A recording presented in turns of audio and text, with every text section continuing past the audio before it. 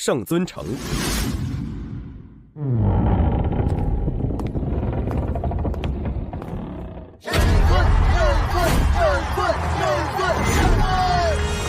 持续了500年的战斗，牺牲了多少生死兄弟，终于在我这里结束了。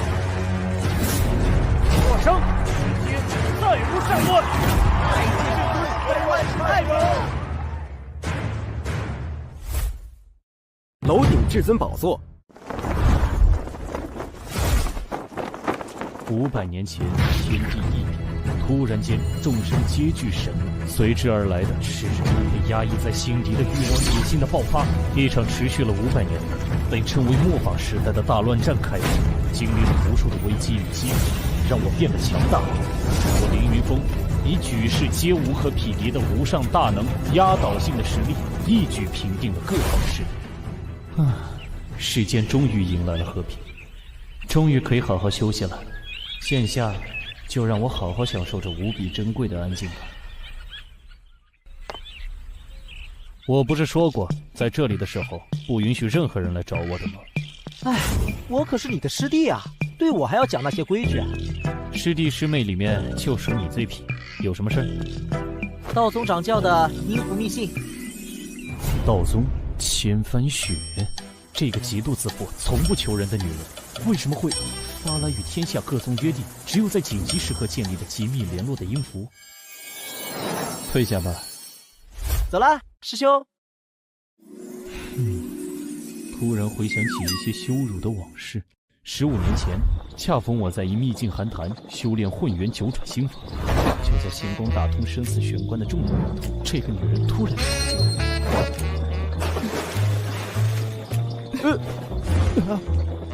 你是何人？让我冲关！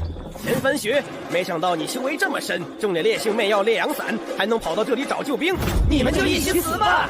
明水沉剑。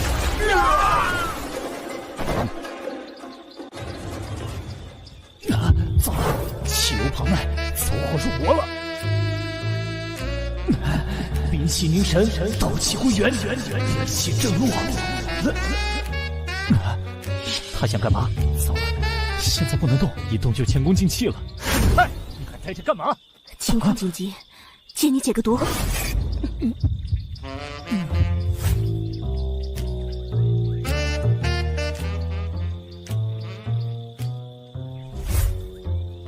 日后有困难，报上我千帆雪的名号，必当报答解毒之恩。我操，这就是传说中的事了拂衣去吗？玷污了老子的清白，就这么走了？千帆雪，老子记住你了。真是屈辱的回忆啊！想我凌云峰一世英雄，然被他拿来当解毒的工具人。后来，在一次各宗围剿魔宗的战斗中，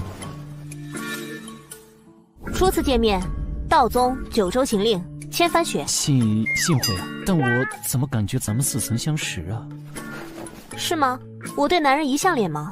更可气的是，之后也曾多次一起合作奋战的经历，但是这家伙居然没事的人似的，把我当成陌生人一样。但是这个女人确实有着不输男儿的勇略和胆气，也有着为了和平而豁出性命的觉悟。奋战多年后，她成为了道宗新一任掌教。今夜子时，道宗后山不归封地，要事相商，务必前来。邪魔外患都已经基本压制的当下，会有什么紧急的要事需要动用阴符？道宗不归封地。我去，偏偏选在这种地方，马上就勾起了屈辱的回忆。圣尊，你来早了。普天之下，能让道宗掌教千帆雪动用阴符的事情，勾起了我的好奇心。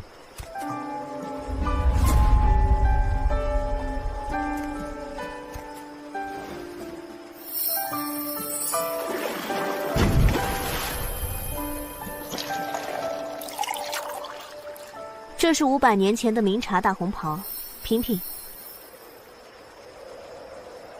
说吧，是哪路邪道余孽要搞事情？事关我们的儿子。哦，我们的儿子怎么了？你在说什么？儿子，我们的？你先冷静冷静。你开什么玩笑？我和你除了一起打过几次仗，一没交情，二没感情，哪来的儿子？除了……没错，就是我借你解毒那次。好啊，你终于承认了。后面一起作战的几次，你还装作没事人一样，弄得我还经常以为自己走火入魔，出现幻觉了。就是我见你解毒那次。好啊，你终于承认了。后面一起作战的几次，你还装作没事人一样，弄得我还经常以为自己走火入魔，出现幻觉了。圣尊，请你冷静，这不是你的错。你让我怎么冷静？老子这辈子对女性恭敬有礼、平等待之，从没有越轨之举，却被你做了解毒的工具人，还拖走了老子的。最后你倒好，歪屁股来一个赤了福音句，连句谢谢都没有。够了没？有本事声音再大点，弄到整个道宗山门都知道。你紧张什么？至始至终，又不是你做错事。对啊，又不是我做错事，我紧张什么？倒是你。没错，是我。所以这些年来，我也从来没想过要谁来负责。这次……等等，怎么了？我要先冷静冷静。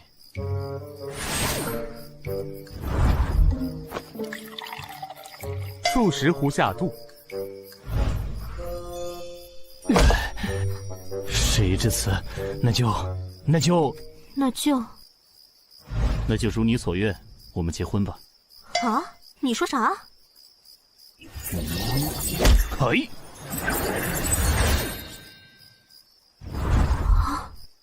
虽然你我没有什么感情，但是既然孩子都有了，结婚吧，日子你定。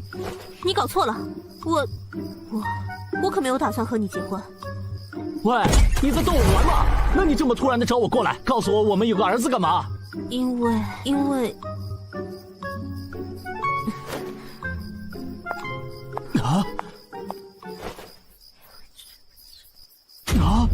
什么？我先回去想想法子，过几天给你答复。等等，怎么了？我突然跟你说有你的儿子，你就没想过我是骗你的？说心里话，你我初识之事，让我对你没什么好印象，自我中心，不懂礼貌，粗鲁。但是后来咱们一起面对的那些决死恶战，你那奋勇杀敌在前不输男儿的气魄，让我又对你有了改观，还挺欣赏你的。有时候还想过和你结拜为兄弟。谁稀罕和你做兄弟？还不快去想办法！那就过几日后见。啥情况？啥情况？啥情况？什么情况？什么情况？什么情况？儿子，什么情况？淡定淡定，本尊心境已修至古井不波，水天止境，万千强敌于我面前都面不改色，现在怎么会心跳得如此厉害？不行，突然这么惶恐让我很不适应，要找人打一架才行。魔宗摘天阁。圣尊，快拉响警报！警报太慢了。叶万了，来看架！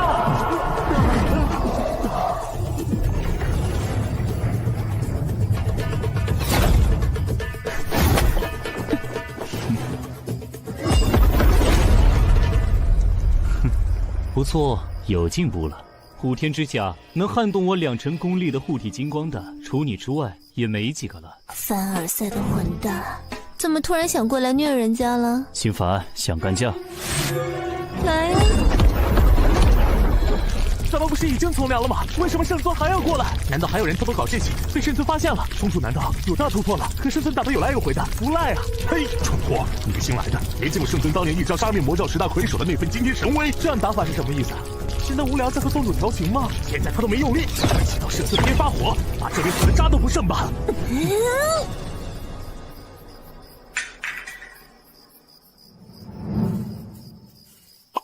来，大哥，你每次有什么烦心事就找我来干架，我这小身板会散架的。老来，以前都是你追着我是招，我啥时候抱怨过？放眼天下，也只有跟你打架才能痛快一点。普天之下，也就你把我当男人一样揍，其他男人哪个不对人家怜香惜玉？我们不是打架打出来的老铁吗？普天之下还有啥事能让我们的无敌圣尊烦心的？我可是十分好奇呢。没有任何先兆，没有任何心理准备，我突然间冒出个儿子，还是和那个千帆雪的。对不起，我没忍住。我完全不知情，好不好？就是之前我在修炼的时候，不许欺负我妈妈。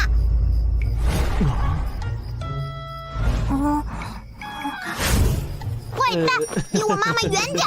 打死你！打死你！妈妈，嗯哼，啥时候有孩子了也不和我说一声，我给你包个红包啊！娃很可爱呀，这么爱护妈妈，在这个六亲不认、冷血无情的斋天阁里，真是难能可贵啊！是吗？先刺！这么爱护妈妈，在这个六亲不认、冷血无情的斋天阁里，真是难能可贵啊！是吗？先刺！这可不是小朋友玩的东西。放开我，坏蛋！坏蛋！谁让你欺负我妈妈的？这东西可是一个不小心就会摆伤自己的呀！喂，你！哦，真是个顽皮的孩子啊！你可知道本村百毒不侵？好苦，好涩啊！这是什么玩意儿？这是他从五毒老那里搜刮来的无味丸，毒性不大，却无比难吃。别人看不上的东西，他却玩得挺溜。好涩！叔叔生气了，这可不是小孩子该干的事情。好苦，好苦！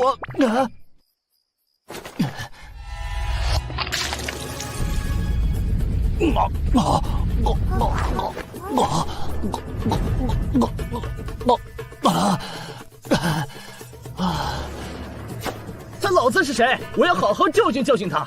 居然把女儿养成这样，顽劣不堪！你女儿？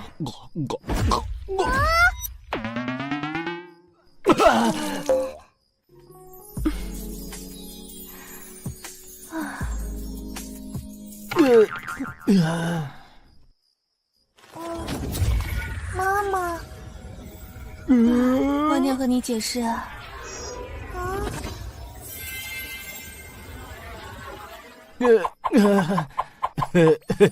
这不是青岛啤酒吧？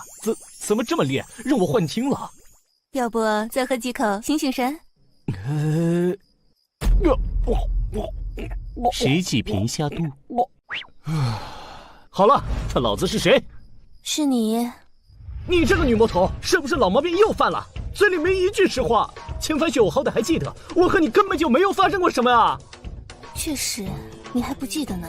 10多年前，我还是斋天阁圣女的时候，你神功出尘，疯了似的屠灭魔门众多高手，逼得原本各自为战、互相算计的魔头们联起手来，终于将你抓住了。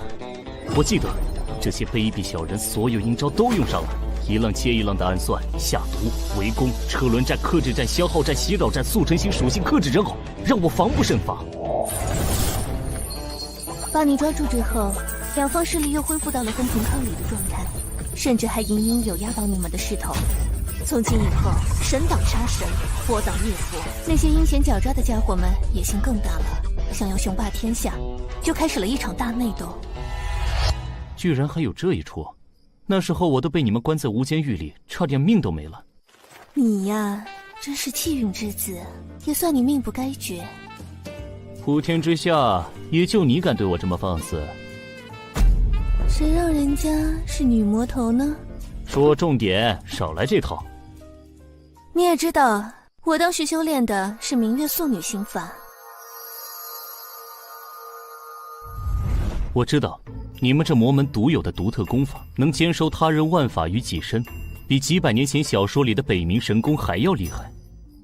你派因此出了不少绝世的大魔头，不过也因为能化归万法，助他人法力倍增，被称为万能大武功。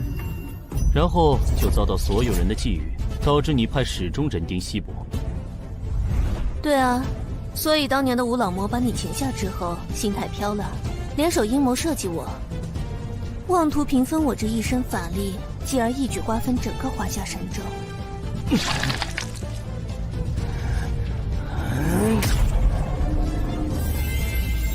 这几个人精老魔，狡猾奸诈，诡计多端，离经叛道，让我受尽屈辱。越想越气，他们现在躲在哪里？我想去把他们揍一顿，出出气。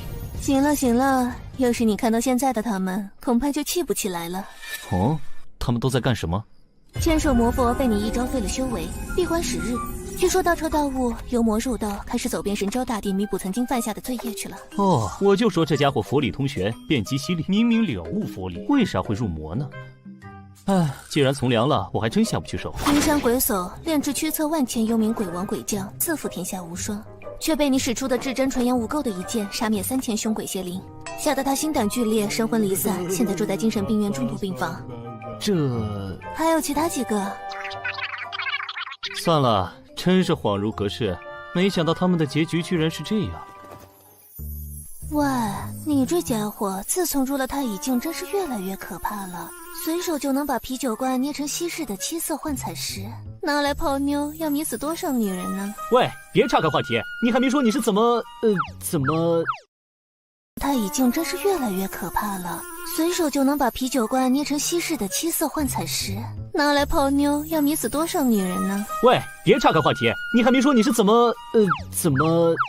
后来嘛，他们联手做局，对我下了天下第一猛药烈阳散，企图乱我神智。我当然没那么轻易就范了，拼死逃了出来。又是烈阳伞，我去！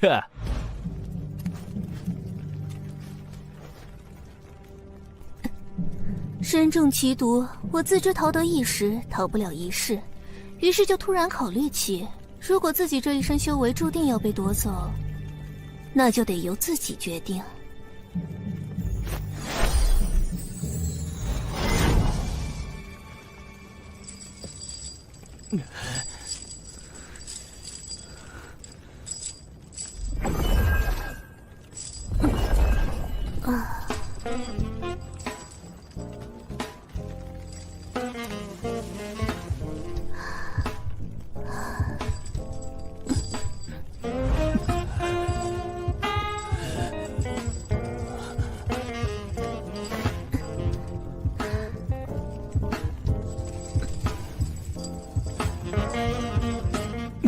封魂术。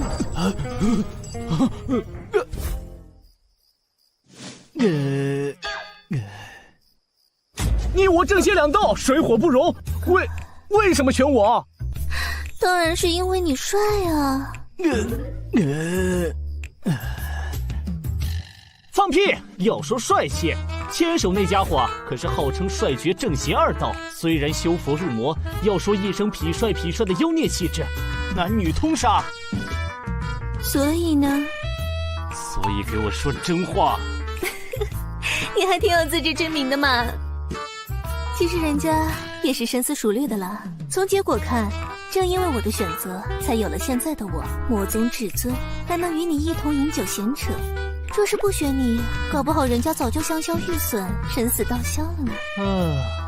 果然是机关算尽的女魔头，明明算计到我的头上，此时此刻我却还拿你当兄弟，这理由我信。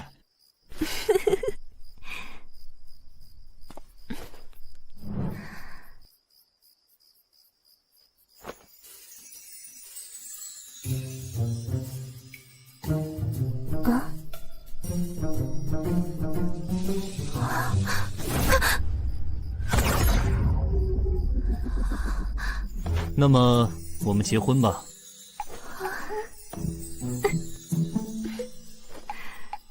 戒指很好看，我收下了。结婚，请恕我拒绝。啊，你什么意思？字面上的意思啊。喂，你和千帆雪商量好的吗？都拒绝的那么干脆。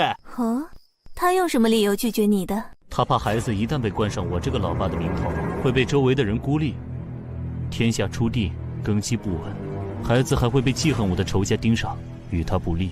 他说的很对啊，接下来要面对的问题还很多。你虽以当世无敌之能强定天下，但是于内，你之下还有3散仙、4绝顶、5宗、8帮的绝顶高手们都在隐而不发，敛迹藏形，其中不少都在觊觎你这无敌至尊之位。于外，神州之西有大罗刹，统帅西域诸国，南摩尼、北韩离，东方隔着大洋自称天国的联邦操纵着东海邻国，都觊觎着我灵气丰沛。你还有不少硬仗要打，孩子会成为你的软肋。可是这里藏着的都是些杀人如麻、离经叛道、声名狼藉的大小魔头，这里会更安全？你可不用操这份心，他可是被称为摘天阁小魔星，而被这里的老家伙们畏惧着。这不就连你都吃了他的暗亏吗？小小年纪就这么狡猾，你就不担心他的未来？我也曾是祸乱天下的魔女呢，你怎么不担心我？我这……想想你当初为之奋斗的理想，我虽为你们口中的魔道中人，从来对和平安定一点都不感兴趣，但是有了玲珑后，让我觉得换种活法似乎也很不错。唉，突然间和2个最不可能的人有了孩子，我的心脏有点吃不消。那你最好让自己尽快适应。啊？为啥？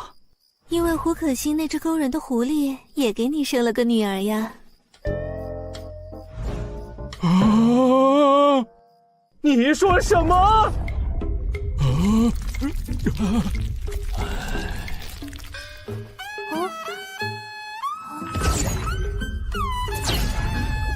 变得越来越有趣了呢。不可能，不可能！与这胡可欣相交之时，是当时为了和西南大越昆仑建立外交同盟之事。不可能，不可能！与这胡可欣相交之时，是当时为了和西南大越昆仑建立外交同盟之事。我的记忆全真都很清楚，根本没有发生过什么不可描述啊！不对，难道12年前神州人除五龙珍珠的局面，西方大罗刹国生了东扩之心？第一步便是以大罗刹太阳王与9尾妖王胡可欣合军为首，先做下第5亲王白夜为师，至神州西南门户的万妖国度的大越昆仑，让其称臣。我受托作为神州使节，单枪匹马赴昆仑。那一日，我一剑斩亲王，天下震动，大越国政变。完了！你都干了什么？大罗刹第5亲王白夜，大罗刹国第5把交椅，被你一剑斩了，名声是少不了的。动手之前可曾想过，大罗刹国强兵压境，我大越小小群妖栖身之地在哪？你们神州政治内乱，抵得住？国主尽可放心，正因不想战，才派了白叶子等人。作为来世侍卫，只有斩了他，罗刹才不会即刻入宫。九州杀神凌云峰不仅理财经验，没想到智胆也是承蒙夸奖。虽然大罗刹国未必成兵来攻，若是以此降落，强行让我归顺做他的远近，静观神州乱局变化，适时来攻，又当如大罗刹内部初定，表面一统。神作为王权为疆土依附，10年之内经不起。他若敢前世再来，想也让他问过此剑。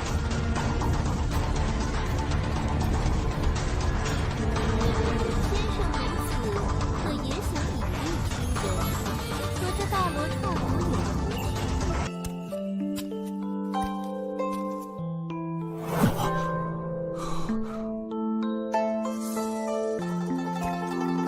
说到底，我们这些夹在大国之间的边陲小弟，为了求得平安，便只有附庸、伪制、和亲进贡这点手段。那么，上使大人，您是想要哪个呢？还是都要呢？朋友，朋友，无分大小，和平共处，危难互助，平等之交。你笑什么？等等，这话太刺激，我有点反应不过来，让我消化一下。片刻之后，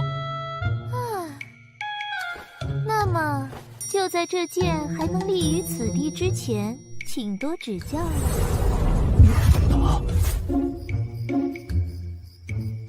问题就出在这里。之后我便于第2日回去了。现在想来，我并没有这之间的记忆，这是怎么回事？苦思冥想，猜测推理不是我的长处，还是干我最擅长的事情。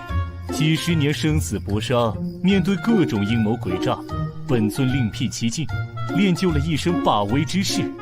没错，让胡可欣这只狡猾的狐狸从实招来。尊上饶命，我全部都招。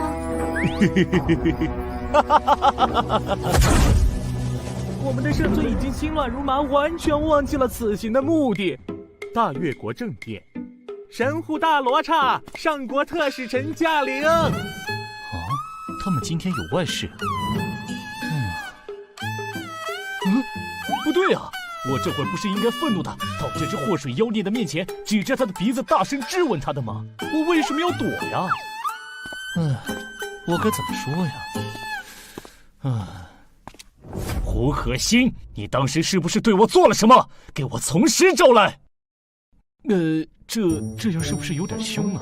老爸，你来干什么？来找胡可欣这女妖精的麻烦。为什么你要找老妈的麻烦？当然是因为是谁？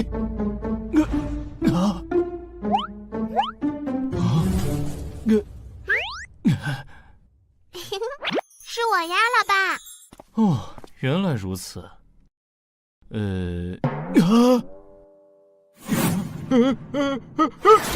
说什么？外敌入侵，在侧进！糟了！最糟糕的出场方式，不能再友邦大动干戈。乾坤倒转！乾坤倒转，凌云峰入太乙上清境后修成的10大旷世绝学之一，能够将整个时空回溯至30秒之前的状态。曾经让无数强大的敌手尝尽败绩的绝学，现在居然被他用在这种地方。30秒前，是我呀，老爸。能够将整个时空回溯至30秒之前的状态，曾经让无数强大的敌手尝尽败绩的绝学，现在居然被他用在这种地方。30秒前，是我呀，老爸。哦，还好有这招。小朋友，老爸可不能乱叫。你家长是谁啊？怎么在这个大月皇庭里乱跑？很危险的哦。我老妈就是刚才你说的那个女妖精，老爸就是你啊。是吗？是吗？原来是我呀！外敌入侵，在侧进！糟了，最糟糕的出场方式，不能再友邦大动干戈。乾坤二转！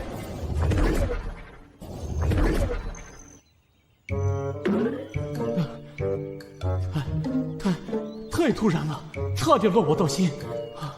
我从未有过和小孩子战斗的经历，该怎么办？那个，你娘真的这么跟你说的？府上大人，你终于来看我啦！整整12年了，从小到大，我都在大殿顶上盼星星盼月亮的等你过来呢。昨天我还看到一颗流星，许了愿望，希望府上大人像一个大英雄一样从天而降，前来拯救我们。没想到愿望成真了。12年，看来他说的没错了。面对眼前这个渴望爸爸的孩子所展现的纯真，圣尊瞬间觉得愧疚万分，自责难受。对不起，娃，老爸来晚了，来吧，爸爸抱抱。府上大人，你快救救母上和我吧！大罗刹国派了使者过来，向大越国索要进贡。昨日突然又发文书要和母上联姻，要我嫁给他的第2皇子。联姻？这罗刹的老家伙贼心不死，年年都惦记着这事。趁着我神州出地百废待兴之际，又偷偷来搞这些，对那狡猾的母狐狸贼心不死，还惦记上我的闺女。干嘛？替你们出头，教训教训这帮贼心不死的罗刹兵权。真的吗？府上大人，您真可靠啊！为什么被这孩子一夸，嘴角就忍不住的咧了起来？抓紧喽！大越国大帝，尊敬的大越国女王，一天时间已过，我大罗刹国圣王第2皇子与大越国公主的和亲请求，您安排好了吗？我儿年纪尚小，不及婚嫁之龄，等再长些时日再探讨不迟。此时圣王早已为女王考虑过了，只需将公主接去圣都，一边接受最好的教育，一边和2皇子亲近培养感情。待到适婚之龄，即可举办举世皆知的盛大婚礼。大越国也能永享我大罗刹国之庇护，延年千秋万世。本王仅有一个女儿，若是离了太远，心下不舍。无妨无妨，圣王思虑周到，若是不舍，已经将老师送了过来，先行照顾培养公主。我大越国虽是边陲小国，也不乏博学广识之士，不劳费心了。是吗？贵国可有人能比得上圣王费心为公主安排的名师吗？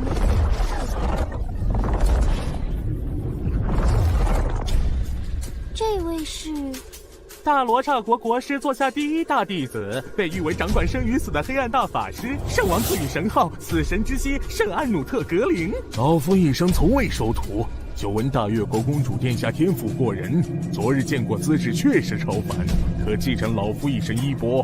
我国如此诚恳，女王陛下不会拒绝圣王的一番好意吧？拜师事大，容我想想。不用想了，他已经有老师了。什么人？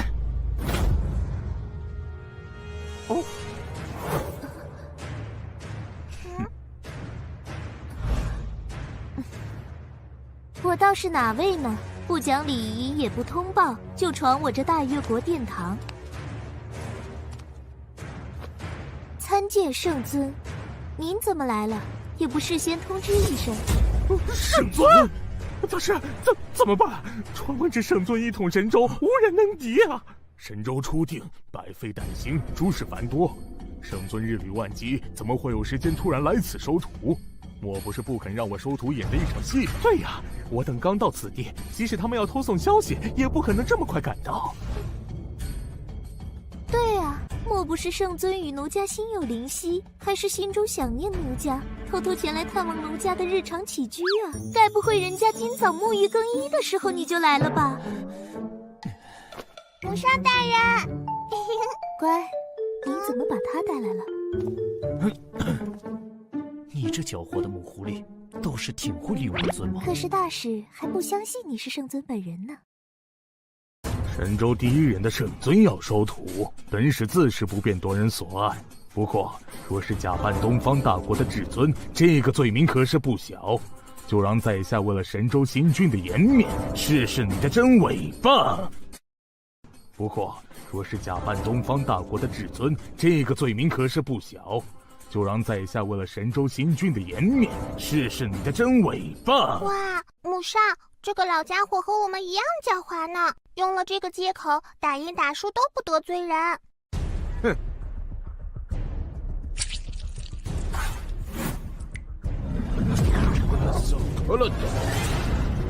这是降神术，召唤世界法则的神明。世间能得到神明认可、授予法则之力的大贤者屈指可数，而掌管生死之力的死神也是众神中令人畏惧的存在。凡间一切攻击无效，收割一切生灵。没有那么玄乎，还请这位圣尊赐教了。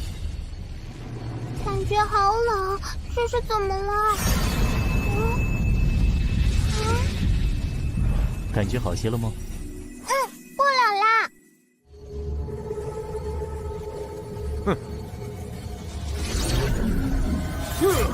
降神术算个什么东西？听说过东方的玄术化神吗？无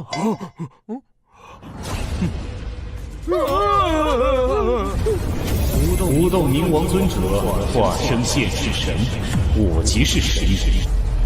这不可能！神威！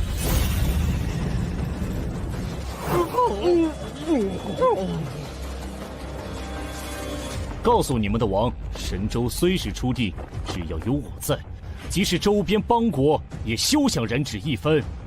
是，滚吧，回去打听打听12年前你们的白夜亲王是怎么残废的。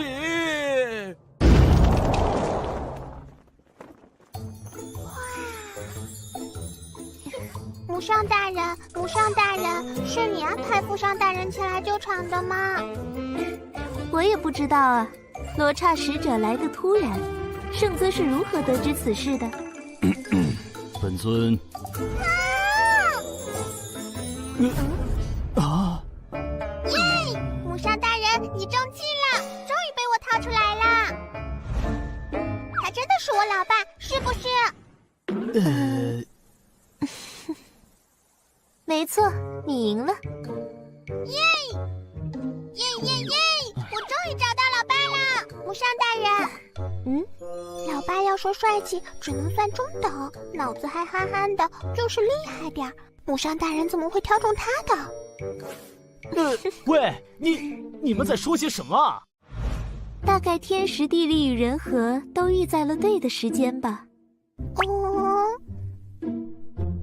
喂，别当我不存在啊！你们这是什么情况？真是的，一点都不怜香惜玉。这套天蚕素纱的裙子只有这一套，刚才被你释放的大招割破了，先陪人家去寝宫换身衣裳。走吧。啊，去哪儿？等等我，母上，老爸。请功。啊！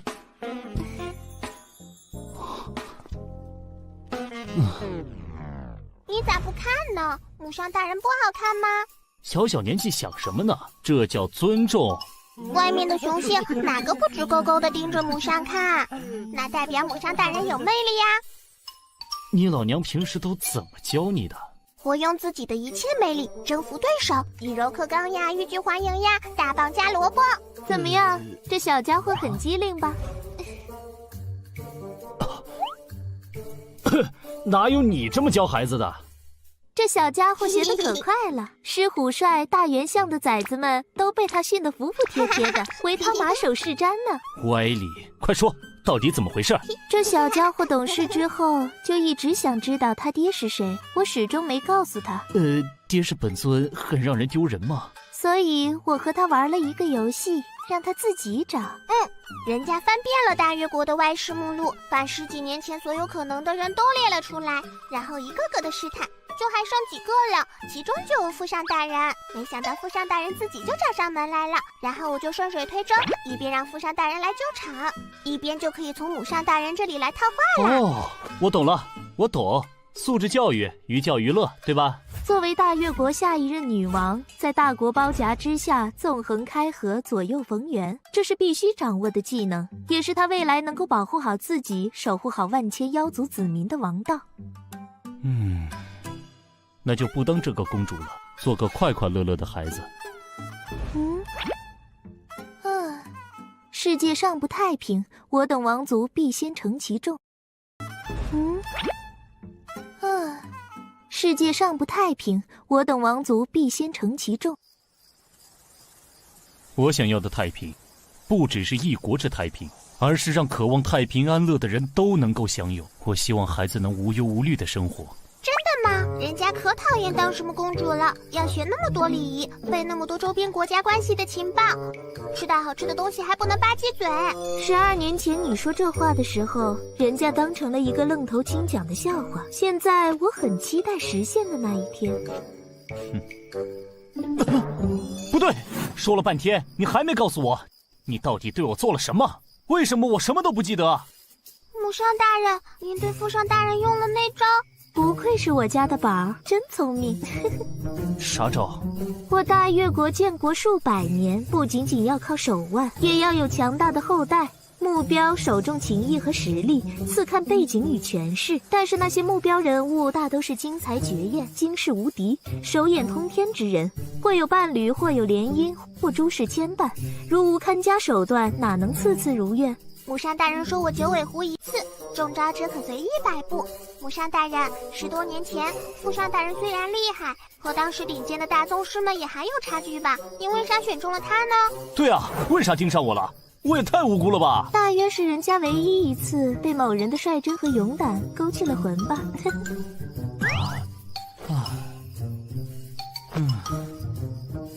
你们这些女人实在是太危险了！这些难道除了我和叶焕焕还有别人？快说来听听。人家也想听父上大人的故事。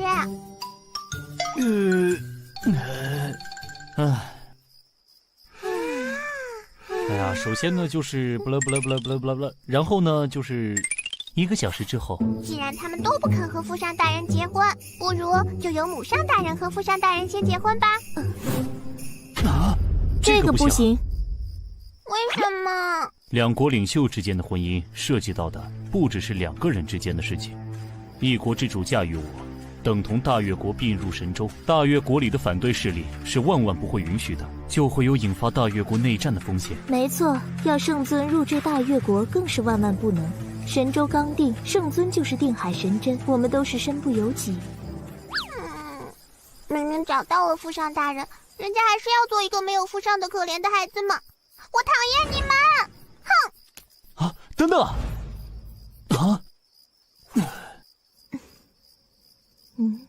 我……这就是生在帝王家所必须承受的。他是这样，我也是这样，我的母上也是这样。我比较幸运的是，我以自己的意志选择了这孩子的父上。你去哪里？唯有孩子，父母不可辜负。我会想法子的。走之前先陪陪他吧。知道你是他的父上，其实他很开心。啊？你怎么知道？我们狐狸啊，一开心起来，尾巴就会不自觉地摆动起来，比嘴巴诚实多了呢。那你岂不是也很开心啊？此时此刻确有些许。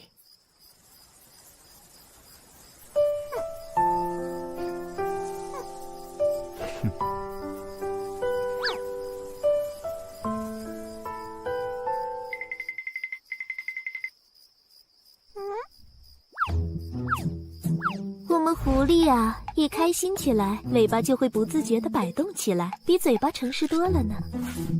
对不起。有什么好道歉的？大人们都有很多身不由己，我还是小孩子，不懂很正常。要不是那只母狐狸说，这孩子摆动尾巴其实是很开心，孩子的心思还真是难懂呢。干嘛摸我头？我和你又不熟，你只是我生物上的父上大人而已。初次见面，我想送你个礼物，你想要什么？真的要什么都可以。我要一颗星星。哦，好，我这就给你摘一颗，跟我来。我飞起来了，哈哈，我飞起来了！再高点，再高点。好。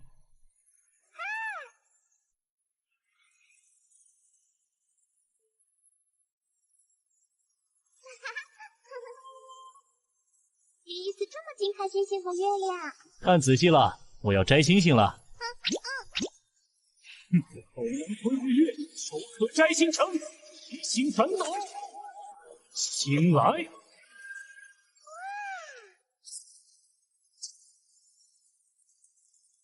哇！后能吞日月，手可摘星辰，一心传导。醒来！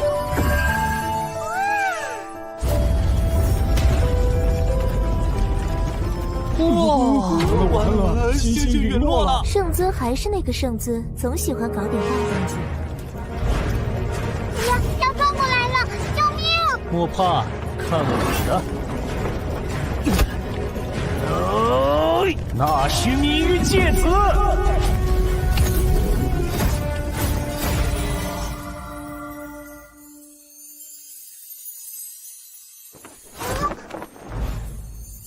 拿去。这就是星星吗？好漂亮啊！你喜欢就好。哼，别以为拿一颗星星就能讨好我。你笑什么？那狐，你母上告诉我，你一开心就会摇尾巴。才没有！人家讨厌父上大人，那么久了都没来看过人家，害得母上和人家总是被欺负。对不起，以后若有人再敢来找你们麻烦，对着这颗星星呼唤我，哪怕万里之外，我也会立刻赶来。真的？不是外交辞令？真的，你父上大人可厉害了，说到做到。我相信父上大人。星星摘来了，回去吧。好。我还不知道你。我叫轩轩，带草字头的。轩轩，真是个好听的名字，我记住了。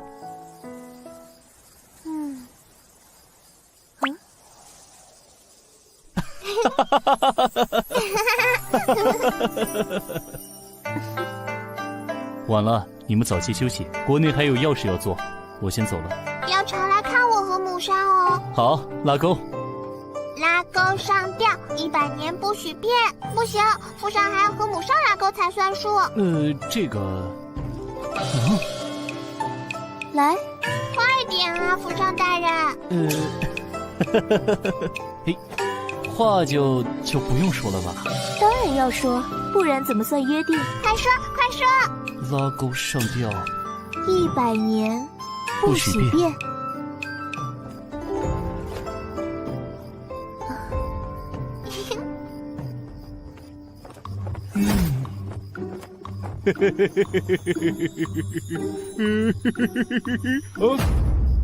我去，本尊这是怎么了？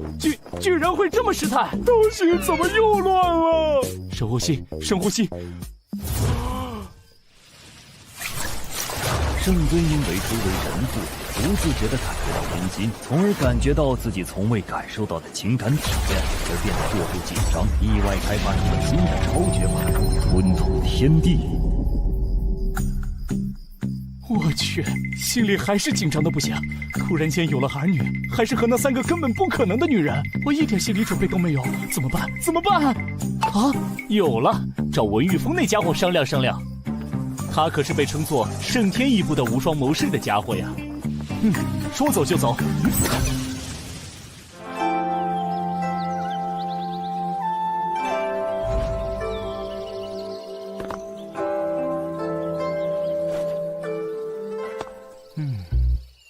该怎么和这家伙说呢？啊？平时来不都是推门进来的吗？这次是怎么了？嘿嘿嘿嘿。哦。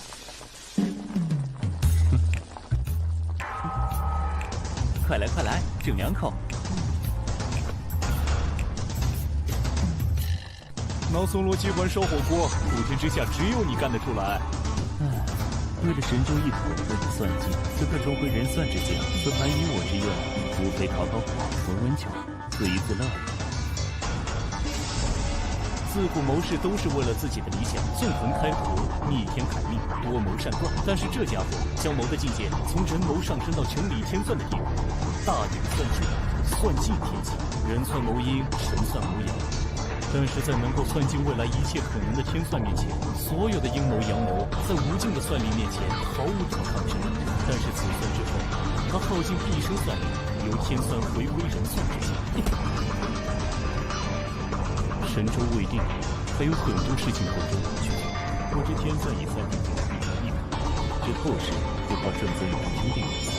我物色了一间草庐，有事无事都派来寻我聊聊。找我何事？这个，你是不是有个朋友最近遇到点烦心事了？对对对，没错。他连一次恋爱都没谈过，却突然有了孩子。没错没错。你怎么知道？你重回天算之境了？定位，说说你朋友的事吧。他恋爱了，还突然有了孩子。没错没错。你怎么知道？你重回天算之境了？定位，说说你朋友的事吧。我那朋友一直在忙着工作，从未与异性有过交集，却突然发现和几个最不可能的女人有了孩子，他完全不知道该怎么办。他来找我商量，你说我也是单身狗一个，哪里懂这些？这可比电视剧还狗血，魔幻现实主义啊！继续。哪有什么继续啊？我又帮不上什么忙。但是既然人家有求于我，就是信得过我，我总得帮点什么，所以就来找你了。你给点主意啊！哎呀，你看我们的圣尊还真是热心肠啊，又不是什么世界毁灭、生灵涂炭的大事，都这么急人所之急。为兄弟两肋插刀，应当应分。你这家伙要有什么事，我也一样急啊！对，你的古道热肠，我是深有体会。放手啊！我这小身板吃不消。知道就好，快给点主意，我好回去交差。我想想。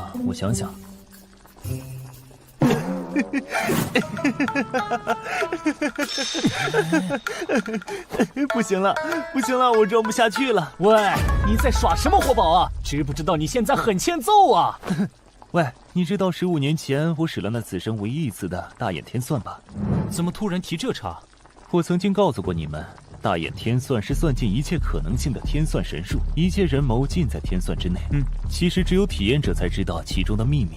脑子里出现的并不是什么9宫、4盘、64卦、天干地支那样的算术、符号和文字，那是一幕幕真实的画面，从起点开始看到一切的可能性，失败的、接近失败的，各种成功的可能性。各种？是啊，各种。也有我一统天下，而你在5年前为了自我化作白骨的结局，也有被牵手一统魔道，继而以力道涂炭生灵之后，神州尽归一人的结局。这么神奇？那现在这……你的奇遇，你和千帆雪、叶焕焕、胡可欣的事情，是从算术刚开始之后，我选择了某条未来起点的结果。这么牛的吗？所以你全都知道了？不仅知道，可能比你还要清楚哦。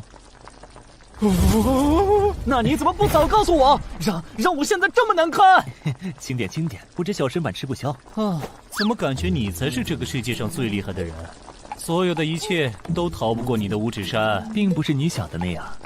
真正厉害的是你啊！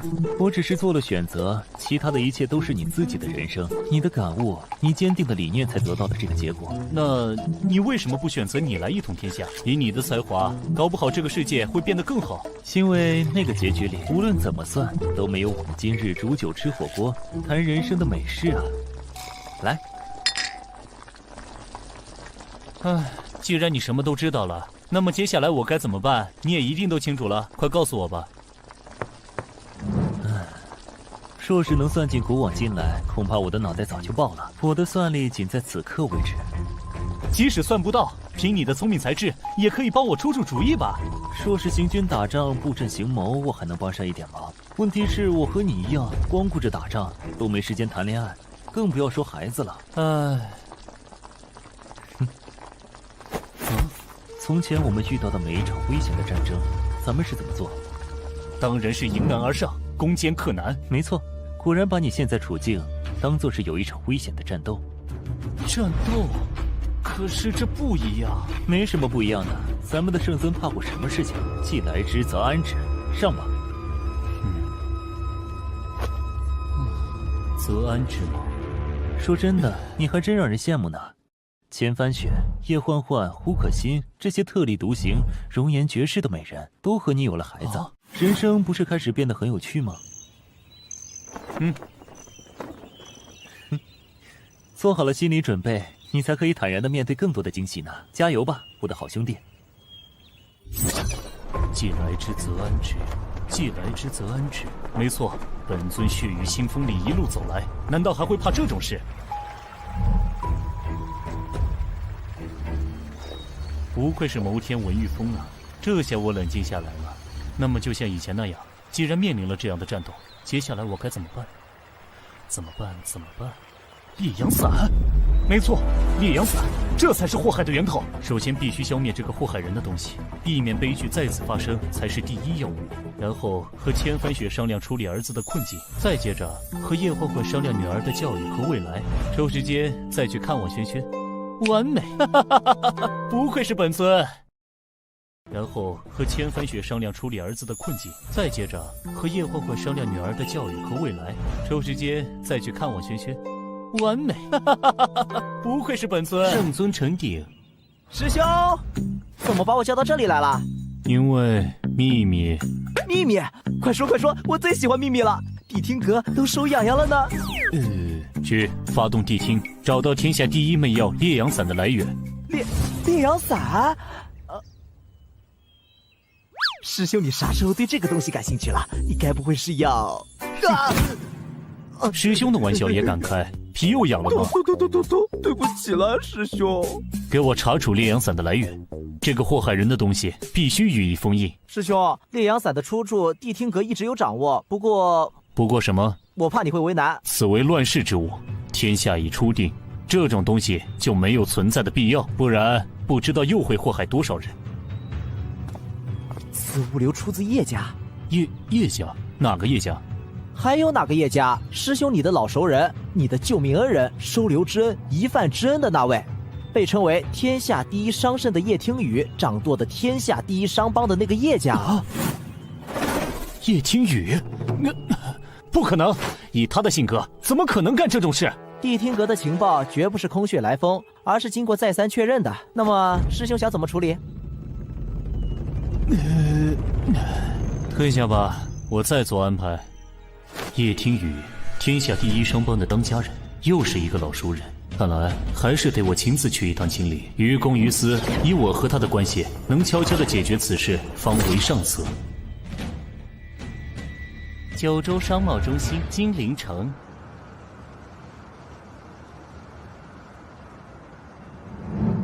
叶家总部大楼。天眼通顶峰境界，天眼明剑无漏关。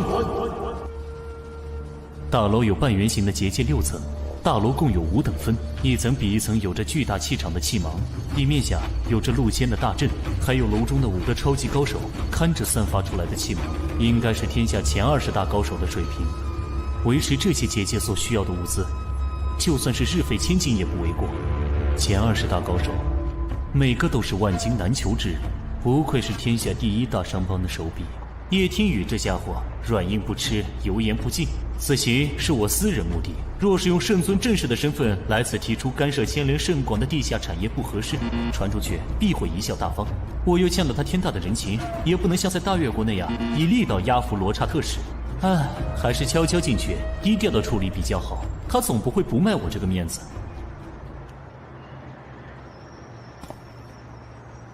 先观察下入口的情况。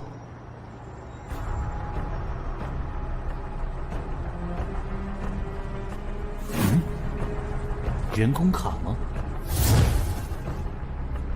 通过。这是最新的身份识别技术吧？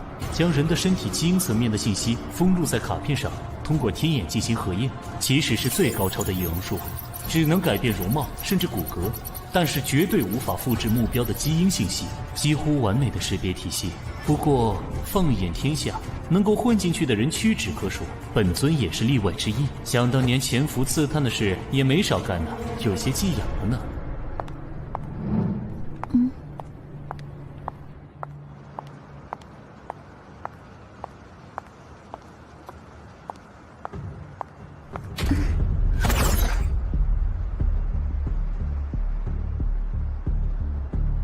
得罪了，借你身份一用。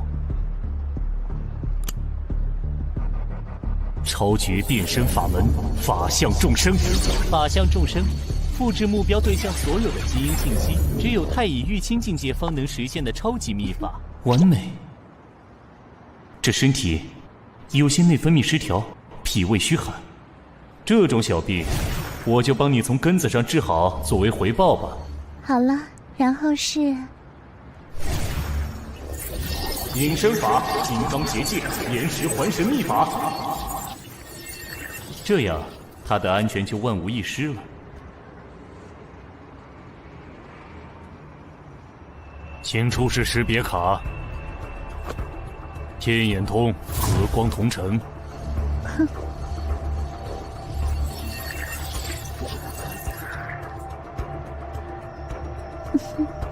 核验通过，请进。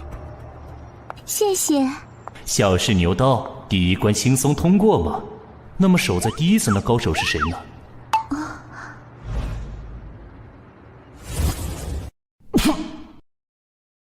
谢谢。小试牛刀，第一关轻松通过吗？那么守在第一层的高手是谁呢？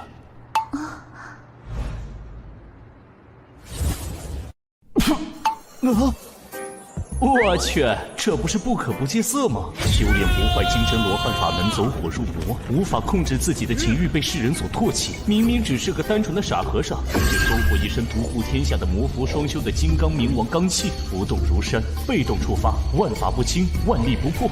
就连本尊也只能制服他，却没法消灭他，最后打成了好兄弟。我说怎么有段时间没看到他了，居然在这里看大门。叶听雨到底用了什么手段？这家伙神经大条，应该能轻松通过。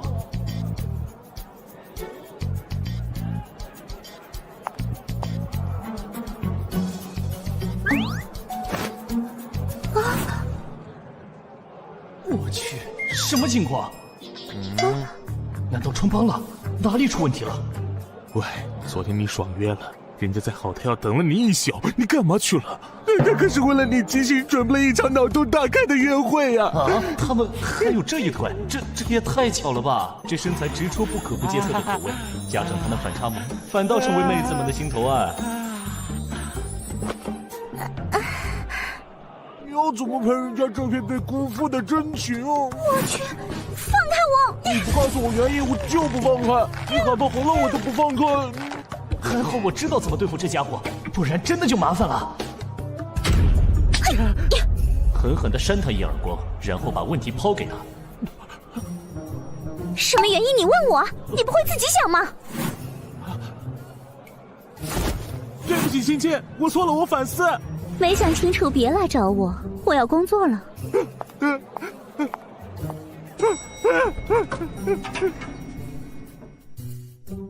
哇，好险啊！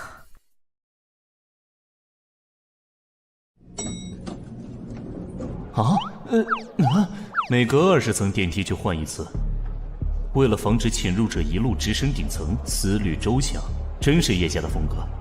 这层的守门人会是谁？糟糕，算胜！吴应生，此人天赋异禀，过目不忘。本是东方世家第一谋士，唯独败在文玉峰的天算神术之下。东方世家落败之后，这家伙也失业了，没想到也藏在这儿。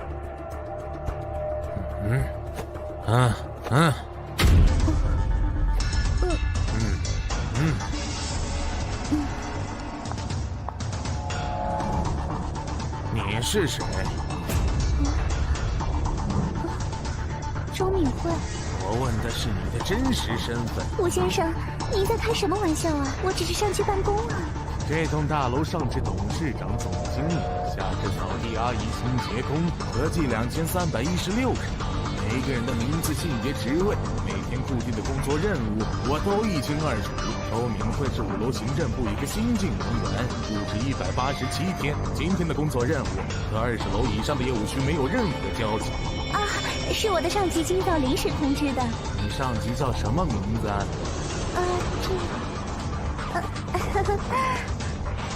怎么办？怎么办？能在这个老头面前说谎的人还没出生啊！有了！乾坤道转眼生法门，乾坤我定。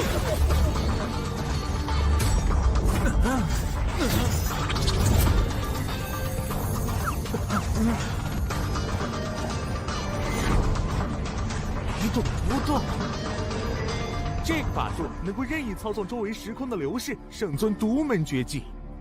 圣尊，果然是你呀！没错，是我。圣尊此番装扮悄悄前来，不走官方渠道，又没有大动干戈，是找叶家主有什么重要的私事相商吧？跟你们这些聪明人打交道就是方便，那么你能行个方便吗？方便。如今在下给叶家打工，求个安身之所。圣尊与叶家家族渊源深厚，私事更是能够加深这种深厚的关系。在下顺水推舟，做个人情也是应当。老狐狸，难道在哪里都混得开？不愧是算圣，待在这里不会大材小用吗？天下初定，要的不是我这种搞阴谋、搞分裂的老东西，要的是建设人才。老夫失业了，得罪了太多人，想要有个安身之所，已是难得，还望圣尊体谅。理解。那么我可以上去了吗？老夫这关没啥问题，只是上面还有3个家伙嘞，另外2个应该没什么问题。老夫传你应对之法，只是还有一位圣尊的老熟人，只能靠您自己了。谢谢，此番帮忙，日后相报。上面还有3个家伙嘞，另外2个应该没什么问题。老夫传你应对之法，只是还有一位圣尊的老熟人，只能靠您自己了。谢谢，此番帮忙，日后相报。不客气，还望圣尊罩着。好说。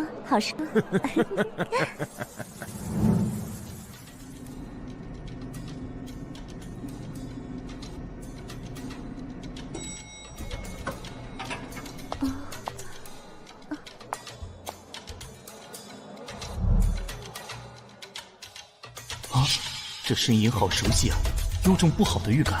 天下无敌的圣尊既然来此，缘何如此鬼鬼祟祟？我去，剑道第一人，剑痴宇文峰。这位大人，您认错人了吧？我只是集团的员工，上来汇报工作的。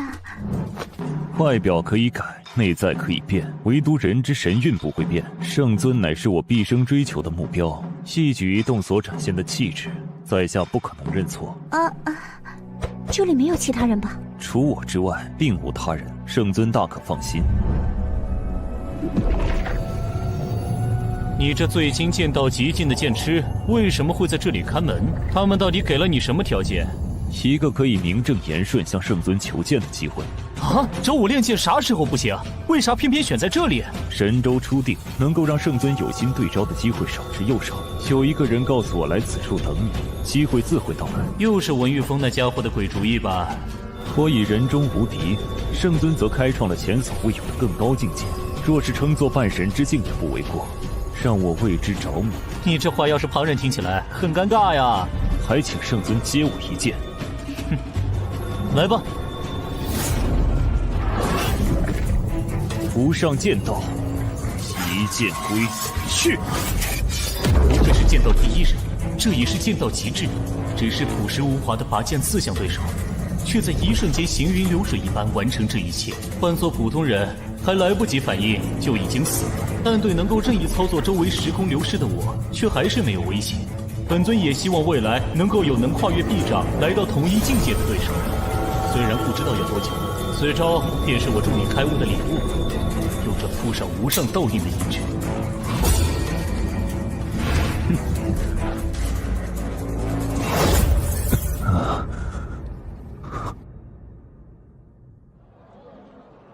如何？谢圣尊赐我机缘。我可以上去了吗？谢家主早已等候多时。啥？他都知道了？是。那我这半天在忙活什么呀？我去！圣尊，你的道心乱了。顶楼叶家总裁办公室。多年不见，真是好大的阵仗啊！就连这间屋子里面也都布置了这么多暗阵。曾经那个精于计算的叶家长女，如今也是天下第一商帮的掌舵人了。圣尊认错人了。啊！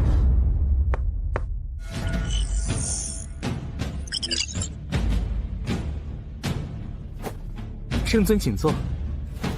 你是谁？叶听雨呢？她是我母亲。你就是传说中极少露面叶家新任掌舵人叶听雨的儿子。圣尊此次微服前来，是有何事需要我叶家暗中配合？哦，你怎么知道我此次来的目的？外面那几道结界只是个诱引，四面八方每隔100米都布有黑影和探子。圣尊刚到此处，我便已知晓。哦，也许我是来兴师问罪的呢。若是圣尊想来兴师问罪，外面那些结界可防不住。所以我便暗中试探，从圣尊上楼开始。不可不戒色，吴老先生都是用来试探圣尊目的。若是圣尊怀着恶意前来，我此刻早已身处万里之外。你也见得到，果然有其母必有其子啊，心思缜密，也狡猾得很。这是对一个商人最高的夸奖。圣尊此来有何事？但请直说。早就听说叶家新一任当家人年纪轻轻，心思缜密，手段也不输给他的母亲叶听雨。圣尊大人过奖了，都是母亲大人对我的教导。想当年我和你母亲交情不浅，她对我有救命之恩，那时候还没有你呢。不想这么多年，她的孩子都这么大了。圣尊此来若是想叙旧，可以再约时间，我的安排是以分钟计的。分钟？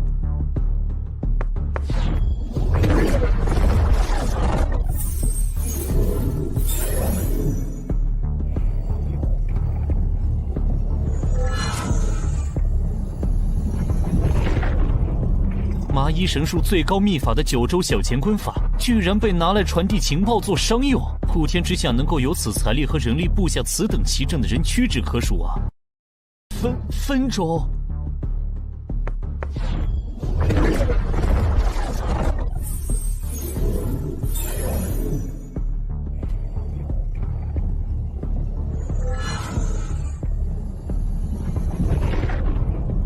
麻衣神术最高秘法的9州小乾坤法，居然被拿来传递情报做商用。普天之下能够有此财力和人力布下此等奇阵的人屈指可数啊！小小年纪便日理万机，情形不辍。想我在他这般大的时候，还是个在江湖中挣扎求生的江湖小子，这小子的前途不可限量。叶天宇真是生了个好儿子。商场如战场，只要能提高效率，钱对我来说只是一组数字，早晚都能赚回来。所以圣尊有话直说吧。好，爽快！我希望你们叶家立刻停止天下第一猛药烈阳散制造与扩散。办不到。好小子，拒绝的这么干脆，哪里把本尊放在眼里？不敢。圣尊若是想进，只需要发布一道圣谕，神州之内谁敢不服？又何必像现在这样悄悄前来，浪费双方的时间？此物为祸江湖甚深，留在世上只会制造更多惨剧。本尊尊私下来有此要求，你都不能答应。我乃叶家新任当家，若是随便来一个人，随便一个要求，便要我停了场地，叶家岂不是很快疯了？更何况烈阳伞本身只在极小范围流通，不知圣宗为何执意要停。这烈阳伞乱人心性，祸害无辜，本就不该存在于世。即使没有烈阳伞，天下祸害人的苦要多少有多少，圣尊您查得完吗？封得完吗？叶家小范围流通烈阳伞，背后有着极其重要的牵涉圣母，岂能因为圣尊一句话说停就停？放肆！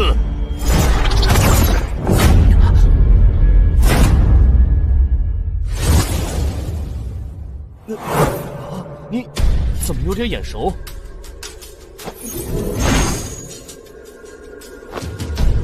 本来圣尊开口了，莫说是这区区烈阳伞，就算是要我叶家原地解散，只要圣尊一句话，我叶家又岂敢说半个不字？这天下又岂敢说半个不字？只是不知这天下，真是如同圣尊一统神州所说的，这天下是天下人的天下，还是说那些只是场面话？这天下就是圣尊您一个人的天下。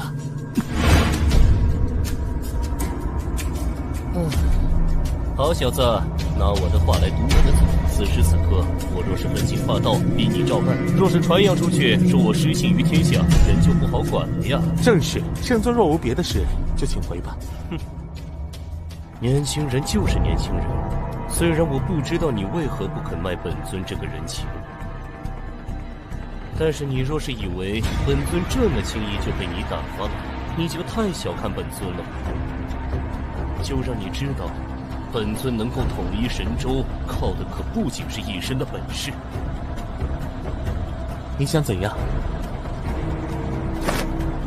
天下初地，治国是安民，安民便是要理财。叶家是天下第一商帮，本尊前来求教一些时日。为了天下安定，叶家主不会拒绝本尊吧？黄毛小子，本尊若是天天跟在你身边，你卖一次烈阳伞，我就给你搅黄一次，看你能忍多久。圣尊日理万机，天下百废待兴，一个人掰成几个人都不够用，哪里有时间一直待在我这儿？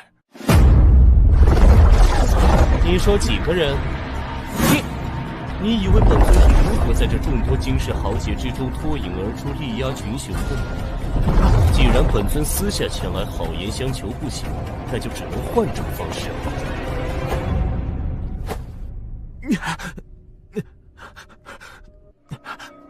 这招元镜法相多费些精神，不能长时间施展，不过维持7、8个月还是没什么问题。儿啊，知道咱们圣尊的厉害吗？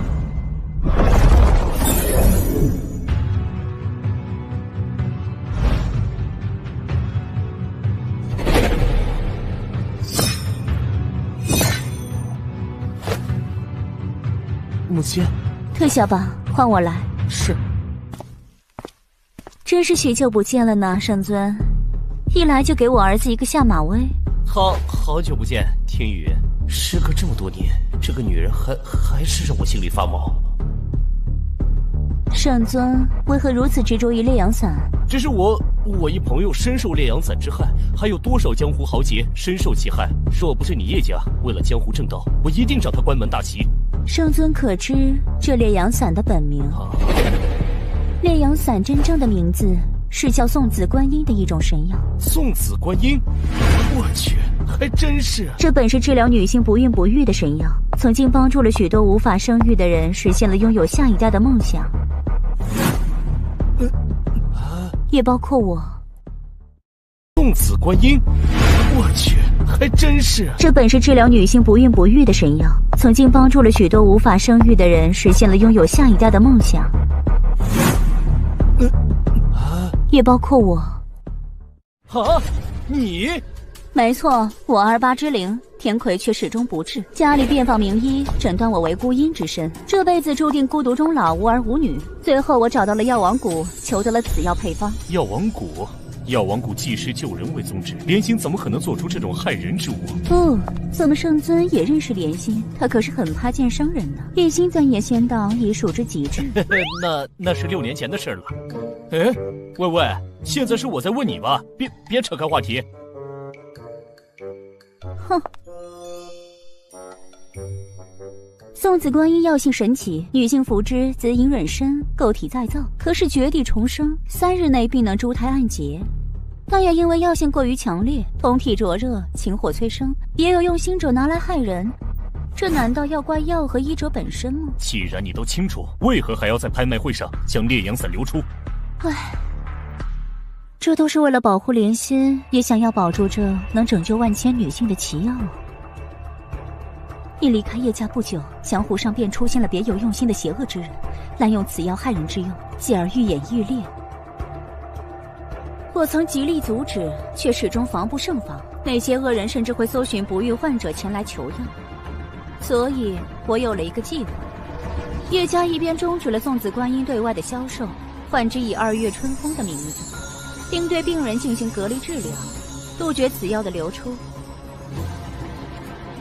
而后以烈阳伞的名头，在黑市继续少量流出，久而久之，江湖便只知天下第一猛药烈阳伞，忘了送子观音，而这2月春风则继续造福患者。换汤不换药，真像你这个女商人的作风啊！这是我能想到的最好的办法。换做你有什么更好的主意？可是这些流出的烈阳伞也是为祸不浅啊！没有烈阳伞之前，江湖上仍旧有奇效同欢伞、烈火一支柴为祸江湖，而这送子观音却拯救了比这数以千倍渴望求子的家庭。烈阳伞的小范围祸害，换取对千万不孕家庭的拯救，换作圣尊该如何抉择呢？停！论理我说不过你，你赢了。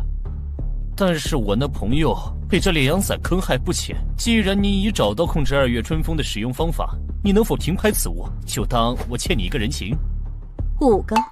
这什么？喂，你当这是菜市场讨价还价？5个太多了，2个，最多2个。4个。不行，还是太多了，3个，最多3个。成交。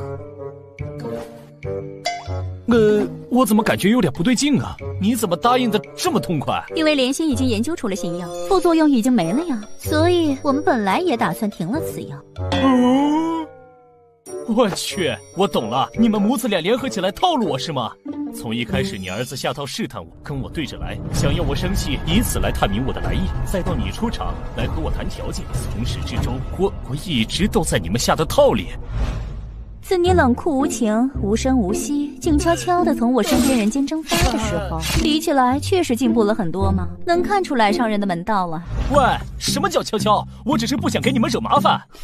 小猫小狗养了1年多，又是疗伤，又是共吃共喝的，就算要走也会道声珍重。只有冷酷无情的人呢，才会突然失踪，不带走一丝尘土。喂，刚才不是说的好好的，怎么突然提这茬？我那是万不得已。再说了，你对我的收留之恩，我也有感激你啊，不然哪有你叶家今天？就算两两相抵吧。所以接下来就请圣尊你还我人情吧。这么快？你是不是早就算计好了？你这奸商！别总把我想的唯利是图，这事很紧急，刚好满足条件了，我就只能刻不容缓。少唬我！有什么事能让商场上无往不利的天下第一商人叶听雨都办不到的？就算是我，也有无能为力的时候啊。喂，你怎么了？你突然这样，我们还怎么吵下去？其实你可以不要用商人的手段来伪装自己，就算不是交易，咱们相识那么久，你有什么困难，我也愿意尽力来帮你的。救救我们的儿子和女儿吧！我已经没办法了。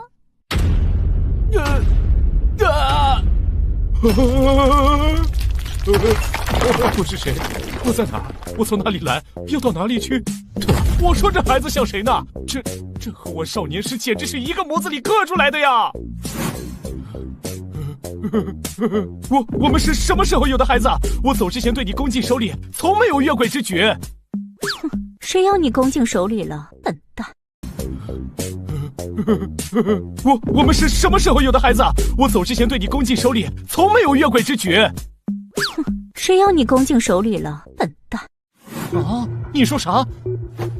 一切都是冥冥中的天意。送子观音，合之已久，女子服之功效如前所说，男子服了就会……男人吃了会怎样？18年前，我备好的药酒正要喝下，却被伤势意外打断。18年前。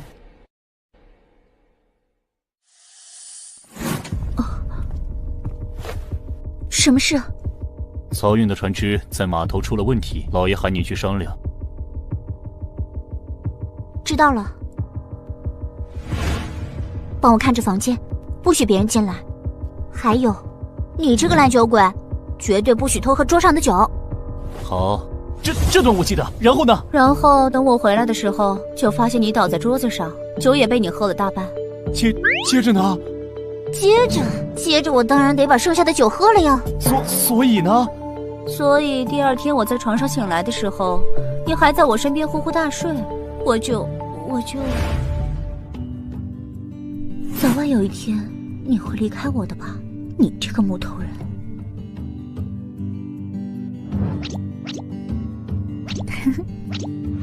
你就什么？我就给你摆回桌前，装作什么都没发生的样子，免得大家尴尬。为啥？我凌云峰是那种不负责任的人吗？当时的你如果知道这事，会永远留在叶家，留在我身边吗？为什么你觉得我不会？你会。不过，自我在行商途中捡到你的那一刻，我就知道你的世界不在我身边。当年的你意志消沉，嗜酒如命，我居然会让你帮我看门，那是我唯一一次做了一笔亏血本的买卖呢。不过这次从你这里要来的3个人情，天下无敌的神州至尊的人情，终于让我给赚回来了呢。哼，还是说说孩子的事吧。他们怎么了？儿子虽然有点冷淡，但是和他一样，能在我面前始终保持如此冷静的同龄人，在这个世界上恐怕找不出几个。就是锋芒太盛，不知收敛，会得罪不少人。啊，不会是有人要对他不利吧？从一个商人来说，他确实非常的优秀，优秀的远超同龄人，在商场谋略和胆魄上，连我也自愧不如。是啊，我刚才虽然被他摆了一道，但是我挺替你开心的，培养出了这么优秀的儿子。现在不知怎的，我也有点开心。其实他不是我们的儿子。啊，那是谁？那是我们的女儿。啊！小声点，你不是一直都很稳重的吗？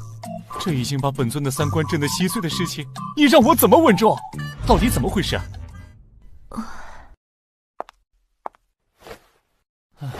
快说说吧。生下他们兄妹俩之后，叶家的事业正处在动荡之际，父亲作为宗家之主，只得我一女。在那战乱的时代，外有商家对手虎视眈眈，内有分家时刻觊觎，我若不能接手，则叶家必将分崩离析。所以我几乎所有时间都投入到了家族事业当中。你能以一人之力扛过那段动荡的时期，还将叶家做成了天下第1商帮，其中的苦和累不足为外人道。我能将神州一统，也多得你的助力，不愧商圣叶天宇之名。即使是现在，我也非常的后悔，我如此拼命地投入在家族事业上，而错失了对孩子的陪伴和照顾。所以孩子就成了现在这样。他们兄妹很心疼我，非常的懂事，但是他们6岁的时候，被绑架了。什么？你怎么会这么疏忽？这把椅子是300年前第1人武当掌教武玄通的心爱之物，雕圣龙印图离世前最后一件雕物，传世孤品，记得赔。你这家伙伤性不改，从认识你开始就没变过。承蒙夸奖。刚才被你设计，现在可别想再给我下套。乾坤小转，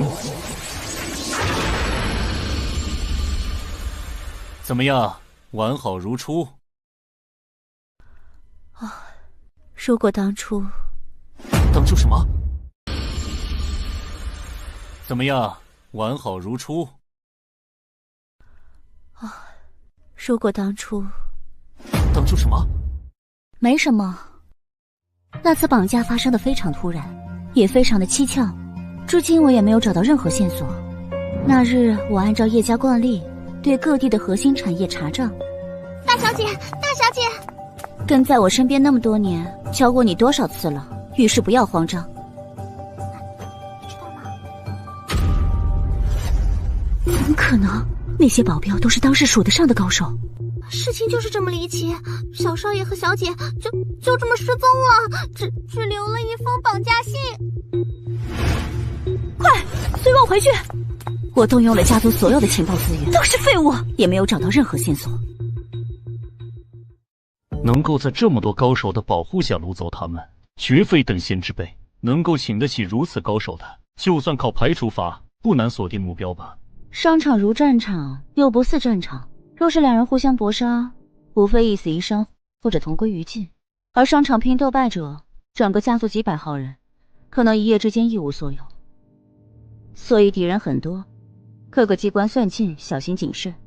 弄出这般动静，线索几乎不可能找到，根本无从推测，谁都有可能，就是谁都可能不是。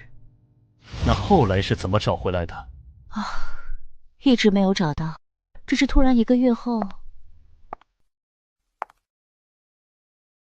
小姐，小姐，有消息了吗？少爷和小姐回来了，就在门口了。那怎么不接进来？少爷不许任何人接近。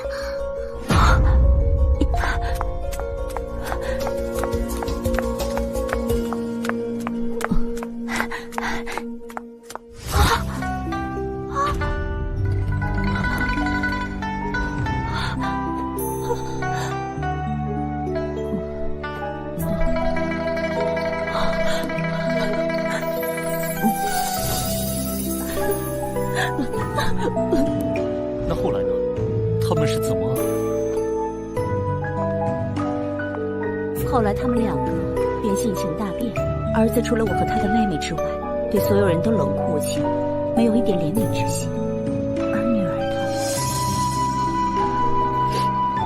她，若是哥哥在家，就把自己关在屋子里，一日三餐，洗漱更衣，从不出来。只有我和他哥哥能够进去。每当哥哥出去办事，他就会变成那样，仿佛自己就是自己的哥哥，帮助哥哥处理着内部的所有事情。那你当时为什么不找我呢？我是一直关注你的情况。孩子们虽然从来没有问过我他们爸爸的事情，但是我知道，在他们的心里，爸爸有着不可替代的位置，只是一直找不到合适的时机。可是那个时候的你，四处征战，灵动天下，仇家很多，对你对孩子们来说，只会招来更多的危险，所以我不能找你。从我认识你开始，你就是个爱逞强的人。你想说什么？偶尔依靠一下别人，比如我，也不是什么伤自尊的事吧。我也是靠着无数的生死兄弟的帮助，才有了现在的我。那你有什么办法？心病还需心药医，我来试试吧。他行通。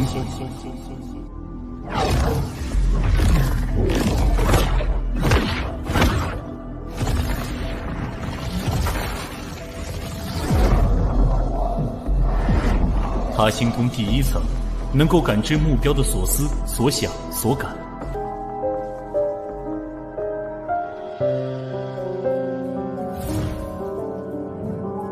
母上大人和圣尊在里面谈了许久，结果怎么样了？这个圣尊果然不同凡响，不怒自威的无韬气势和见所未见的超群法术，差点让我心智溃散。不行，我还是不够强大。他哥不在身边的时候，就只能靠我来保护小妹。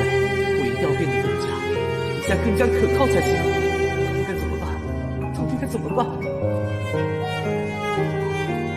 果然是有问题。摔！收。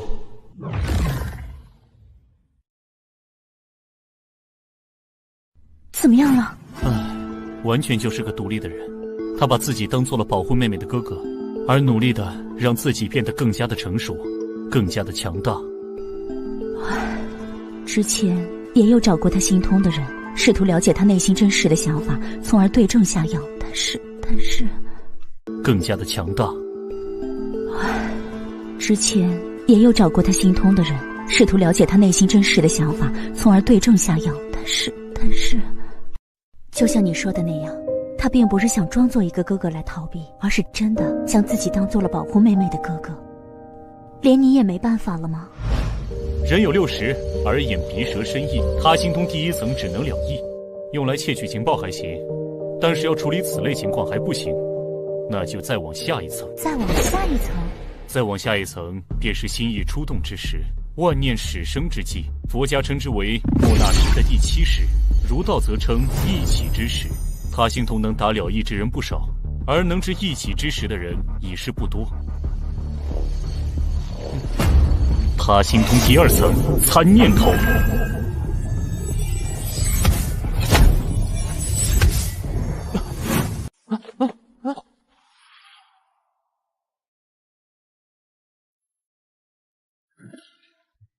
一起之时，弹指间生念400之数，可观一之音。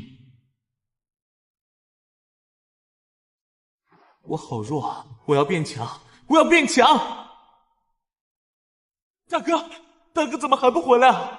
如果是他，一定不会这样。我要像大哥一样，才能保护小妹。能不能拉拢圣尊？不行，除了母上，大哥还有我，没有人会真心对小妹好。你不能懦弱。哎，全部都是想要保护妹妹的念头。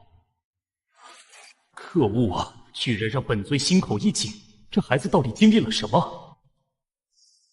啊！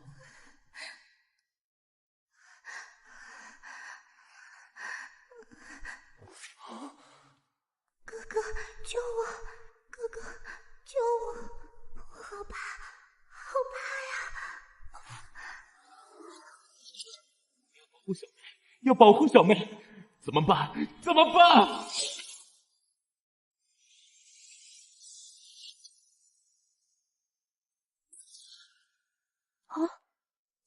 有什么发现？大概是孩子内心强烈的呼唤着想要保护他的人，才形成了现在这个人格，想要能够时刻保护自己。可恶，他们到底经历了什么？这些年我也一直在追查，始终没有线索。儿子和女儿也始终不肯开口，告诉我们到底发生了什么。这样还是不行啊，只能推测出到底是什么原因。明明知道女儿这么痛苦，我却不敢在她面前表现出担心的样子，告诉自己一定要坚强，要让孩子感受到安全。我真的好后悔，当初为什么会疏忽大意？我真希望对方是冲着我来的，为什么要伤害孩子？还是没办法吗？他心通还有一层，可知一切。那你怎么不使出来？唉，再往下便是佛家所言阿赖耶识，是为心之根本。相较第7层的一起之时，此处所藏一切无边无际，要能固于此境而不迷失，须得心性明净。入非想非，非想处，须得极深定力之人。我虽可进入此境，然我征战不止，念头霸道，若是强行进入，恐伤及他的元神。那该怎么办？普天之下还有一人可入此境，净念山门的碧海仙。啊，你知道他？唉，佛门圣地净念山门的碧海仙，谁人不知？我已寻访他多年，可是他行踪隐秘，神龙见首不见尾，一直无法找到他的踪迹。其实我有办法找到他。你说什么？那你怎么不早说？好尴尬呀，又让我想起一段不敢回想的往事。没什么事，我干嘛要去找他呀？那还等着干嘛？带我去找他呀！我们叶家刚刚搭建好的万里神行系统，神州之内哪里都能去。喂，等等！又怎么了？难道你就不想早点治好女儿吗？唉，当然想啊，等我和他联系一下。联系？怎么联系？我和他有些不可言说的联系方法。总之你先等等。不可言说的联系？你们心事元法灵韵。碧海心，你在吗？哦，圣尊终于有时间寻我了。我这有事相求。我在药王谷，圣尊请过来吧。他在药王谷，我们走吧。我就不去了，就请我们的九州圣尊速去请人吧。啊，刚才不是你说要一起去的吗？哼，既然是圣尊不可言说的老熟人，我就不太方便吧。啊，刚才不是你说要一起去的吗？哼，既然是圣尊不可言说的老熟人，我就不太方便吧。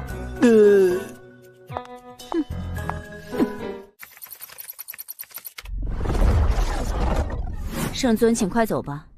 好，我会尽快回来的。药王谷。啊？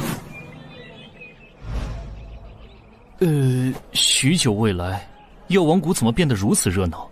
滚开！没见我家老爷要看病吗？你怎么能插队？这可是讲先来后到的。就你们这间平民也敢跟我家主人论先来后到？我们可是为了求医排了许久的队，大家都讲规矩啊。规矩是给你们这些底层人定的，知道我家主人是谁吗？就算老子把你打死，也不用负责。给我滚！乾坤我。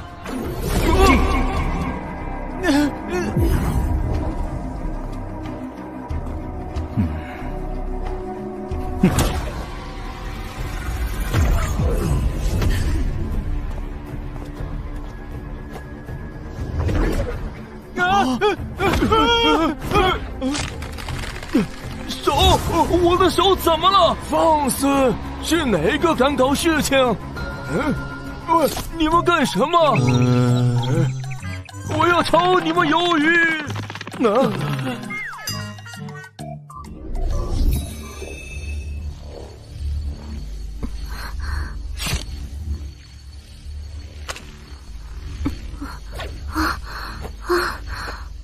许久不见，这里变得热闹了许多呢。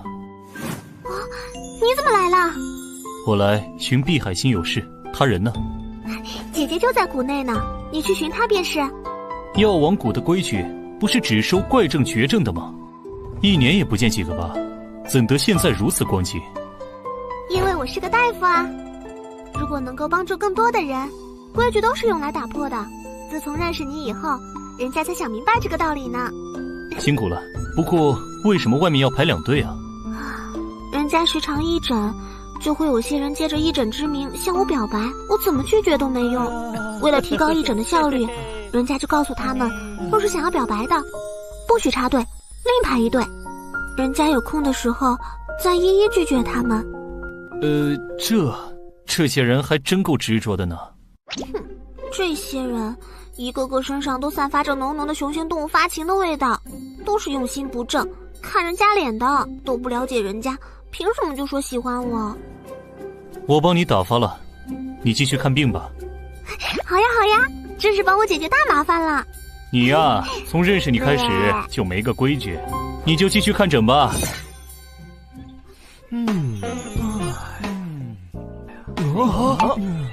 这是怎么了？脚怎么不受控制了？喂，是谁干的？连青青，不要啊！我还会再回来的。药王谷是神州5大秘境之一，若无谷内之人引路擅入谷者，必定迷失其中，死路一条。其中神秘至今未解。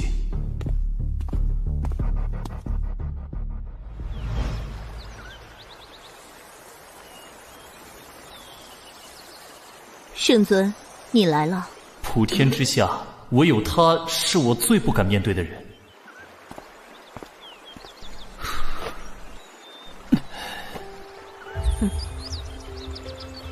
我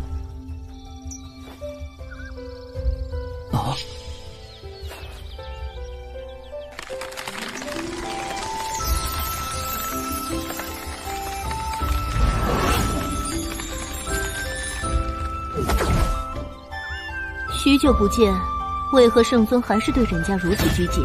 我是有多可怕，才让圣尊生出不敢面对人家的念头？这一连脱身的法门真是什么都瞒不了他。圣尊不必有任何亏欠之意，一切都是我的决定。即使一连脱身，为啥我却没法感应到你的？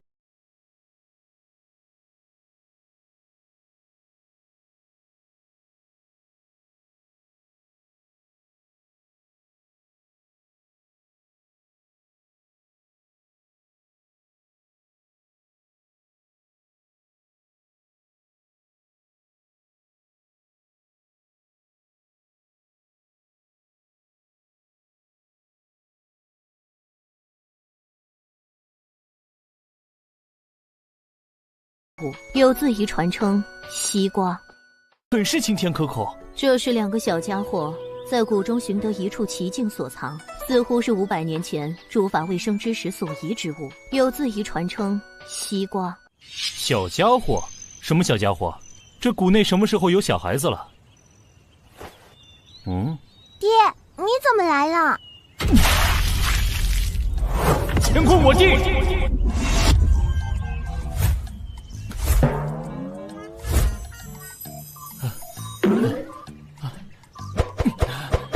丹帝，太突然了，又是一点铺垫都没有。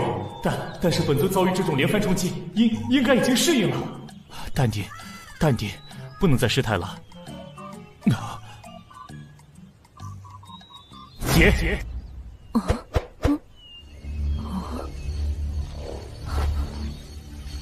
这便是圣尊的毒血乾坤我定，却是前无古人的旷世绝技呢。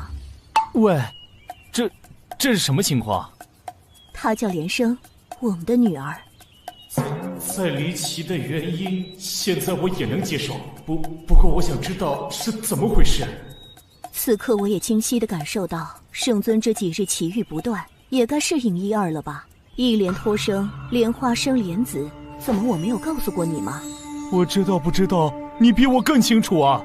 只有你知道我想什么，我却不知道你想什么。7年前，神州仍旧纷乱，各方势力已然奇谋尽出，信义无存。今日联合，明日背叛。我身边的与我心怀共同理想的好兄弟、好战友们不断战死，直到只剩我一人。前路漆黑如永夜，我心已如灯油尽，死光了，都死光了。那我唯有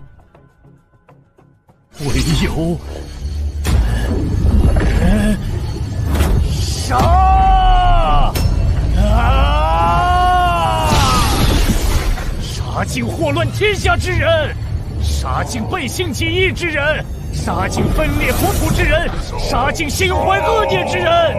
那日我因悲觉入魔，化作真正的九州杀神。心怀恶念之人何其多，杀之不尽，杀之不绝。由南到北，自东向西，除之不断。越杀越是绝望，越是绝望，入魔越深。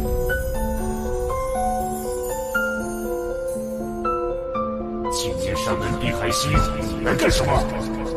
我来渡你。你们今夜禅法，出世寻佛，这世间事与你何干？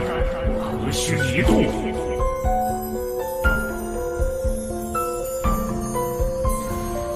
如今神州连成一气，皆欲除你而后快，天下仇恨尽归你身，这便是你要的神州统一。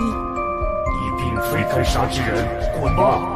既我非该杀之人，我走与不走有何区别？不走便杀！还不滚！难道白白送死，浪费一世功德修行？你能为苍生入魔，我便愿为你弃佛。一派胡言！我杀不为天下，只为复仇。那你便来杀我吧。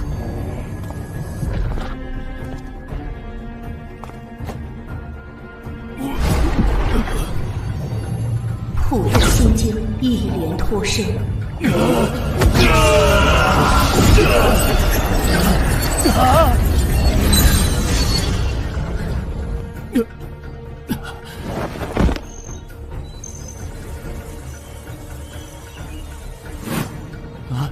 难道亲一下就会有孩子？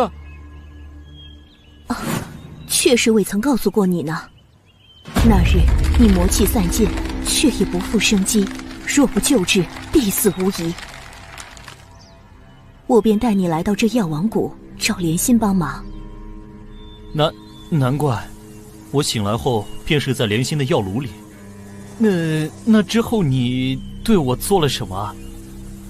一莲托生之后，你我已是双身一心。在莲心的护持下，我又对你用了本宗最高秘法一莲再生。虽然过程异常凶险，但是得到的结果便是你身心再构，误打误撞达到这旷古绝今的无敌境界，太乙玉清净。既然孩子都知道我是他爹了，为何不带他来找我？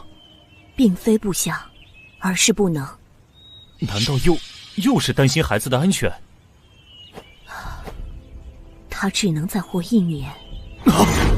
原本我打算再有半年如无进展，我便带他去看遍天下，顺道去找你。这是怎么回事？他只能再活1年。原本我打算再有半年如无进展，我便带他去看遍天下，顺道去找你。这是怎么回事？莲儿天生怪病，一旦有伤口，血流难止，我便带他来药王谷寻莲心诊治。药典上记载，此病称为琉璃体的绝症，目前尚无药可医，天亏一掷，血尽而亡。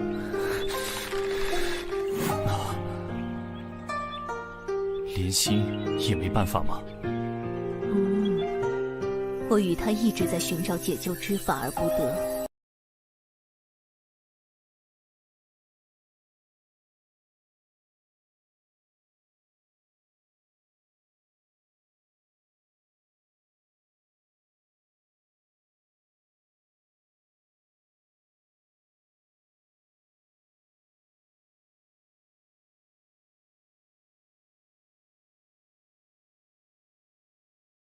绑来，召集天下名医一起为他诊断。如需什么药草灵丹，上至9天，下至9地，我也会去寻来。现在抱抱他吧。乾坤我定，结。爹，你是来看我的吗？莲儿一直都好想你啊。散尽护体金光，不能用力，要轻轻的，轻轻的。6诀绵生。对不起，爹让你久等了。爹，我还想骑脖子，我早就想试试啦。好啊，坐稳喽。爹能带我飞吗？没问题，抓紧我的头哦。哇哦！爹，你给萱萱姐姐摘的星星，也能给我摘一颗吗？你怎么知道的？我看到的呀。这是什么情况？上天就是这么奇妙，在夺走了某些东西的同时，也会给予一些什么。这孩子自打懂事开始，足不出户便能看尽天下。这已是全知之境。并非全知，此间差别甚大，可称之为权势。足不出户可见天下，所以他可崇拜你了，可谓时常在你身边。真的吗？是那老爸好帅气，那个不动明王好酷哦，欺负萱萱姐姐的坏蛋都打飞了。糟糕，又不淡定了。怎么被孩子一夸就会这样？爹爹，可以用那个不动明王帮我抓小鸟吗？没问题。你先陪陪孩子，我去叶家看看有什么进展，我再通知你。好啊，一切就拜托你了。娘，一定要治好叶家姐姐哦。你和爹爹玩吧。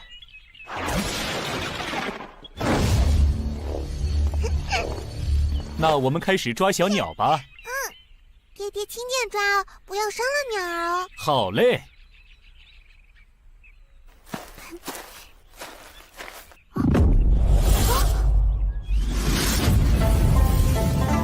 冥王拈花。哇，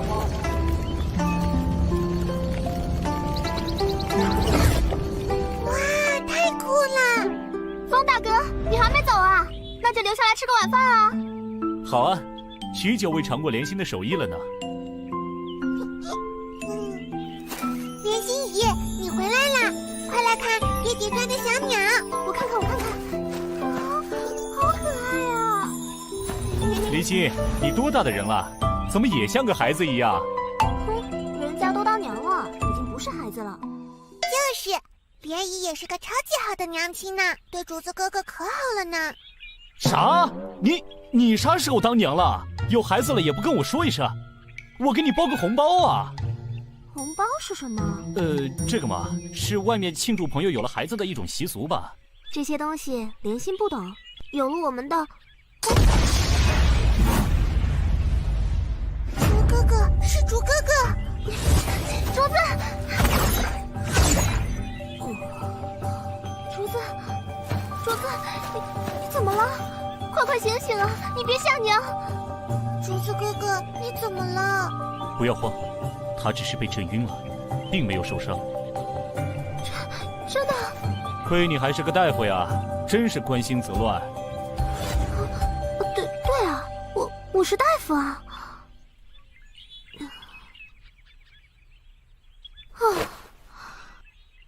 真是的，早就跟他说，别再弄那些莫名其妙的东西了。他就是不听，这都第几次了？等他醒了，我一定要狠狠揍他一顿。可是竹子哥哥很厉害呀，做出来的东西都好神奇呢，外面都没有呢。可是竹子哥哥很厉害呀，做出来的东西都好神奇呢，外面都没有呢。厉害有什么用？能治病救人吗？不好好跟我学习医道，还怎么把药王谷传承下去？爹，你来了。是啊，我来。爹！哇，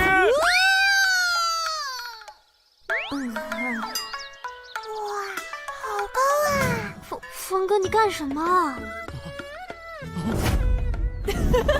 好玩，太好玩了！峰哥，快接住他！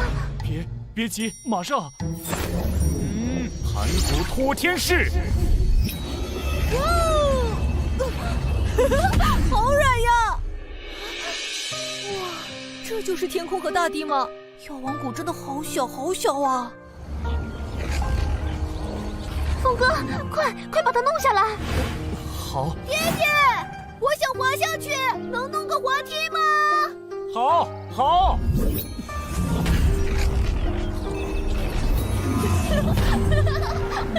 哦，好壮观啊！这个世界真的好壮观啊！爹爹，牵住我！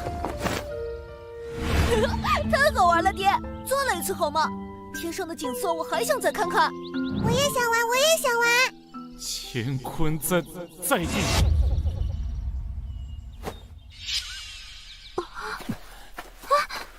哇，这是什么法术？好神奇啊！峰哥，你在谷里的时候还没有用过呢。这是是我在外征战时开发出来的了。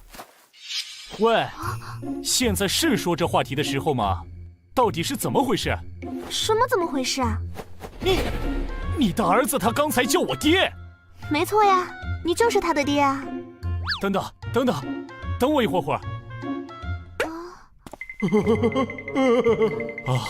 道心，镇定，不是该习惯了吗？不管我记不记得，反正一定又是再次被当成工具人了。呼吸，深呼吸。事到如今，没什么好大惊小怪了，搞清楚原因就行了。那么到底是怎么回事啊？为什么我们会有了孩子？你说竹子吗？逼海星姐姐来此找我一起帮忙救你的时候，刚好我为了解决给送子观音副作用的研究，就顺便借你用了一下呀。为什么会用到我？太古之时有神农尝百草，经由我莲心以身试药呀。你经过我同意了吗？怎么能这么对我？我当时问过你啊，如果不同意就答应一声。你没有说话，我就当你答应了呀。峰哥，莲心为救天下不能生育的女性姐妹们，决心以身试药，需要一名男性配合。然而莲心从未出国，遇到的男性只有峰哥你了。只要借你一用，就用一下。你若是不答应，就说一声。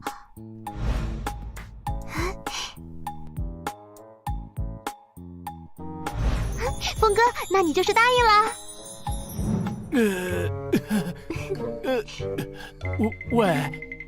我这……多亏峰哥你呢，我才终于解决了送子观音的副作用呢。听叶姐姐说，疗效很好呢。突然感觉能够帮你完成这么伟大的事业，我也无话可说了呢。以后要是有什么事，可不能再这么自作主张了，听到了吗？知道了。有了竹子陪着人家，莲心也很开心啊。后来海星姐姐带着莲生又回来了，谷内也更加热闹了呢。是啊，自从你的师傅离世之后，你一直是孤单一个人呢。谷内难得这么热闹。可是人家感觉自己好没用啊，不仅治不好莲生，竹子又不听话，做一些奇奇怪怪的东西，不愿意继承药王谷的医术。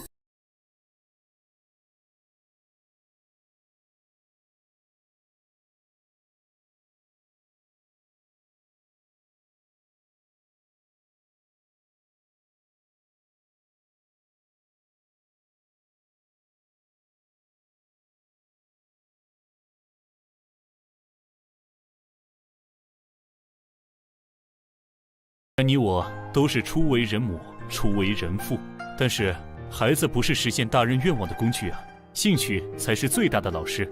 虽然我不知道儿子在做什么，不过既然他能这么喜欢，我想咱们就应该全力支持他。那药王谷的船长怎么办？既然你都打破了药王谷的规矩，开始义诊了，有没有想过开办一个医学院，将你治病救人的本事传授给更多的人呢？咱们就应该全力支持他。那药王谷的船长怎么办？既然你都打破了药王谷的规矩，开始义诊了，有没有想过开办一个医学院，将你治病救人的本事传授给更多的人呢？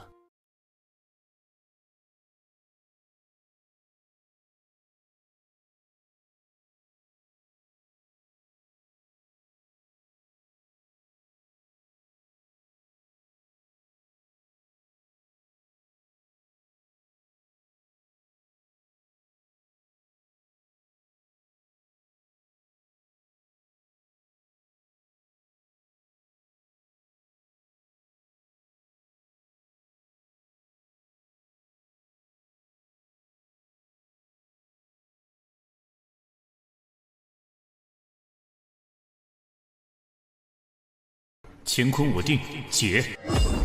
好棒嘛，爹！行，让你们玩个够。那就开始吧。好。云生。哇！风起。这是在做梦吗？并没有。此招原是用来藏兵于云中，突袭之用。现在我突然发现，其实还有更多的用途啊！你们看好了，云生与森罗万象并用的组合法术，云响世界。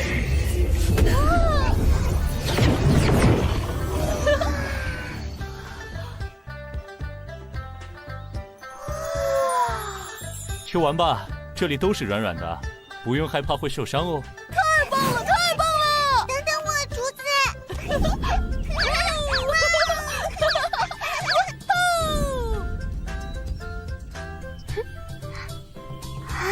这就是我和弟兄们拼上性命，追求和平的世界才有的画面吧。他们才是这个世界的未来。这世上的仇恨、混乱、黑暗，就从我这里开始斩断。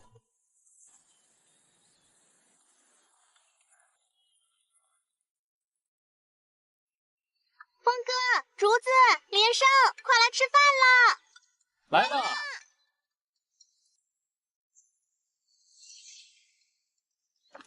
哎，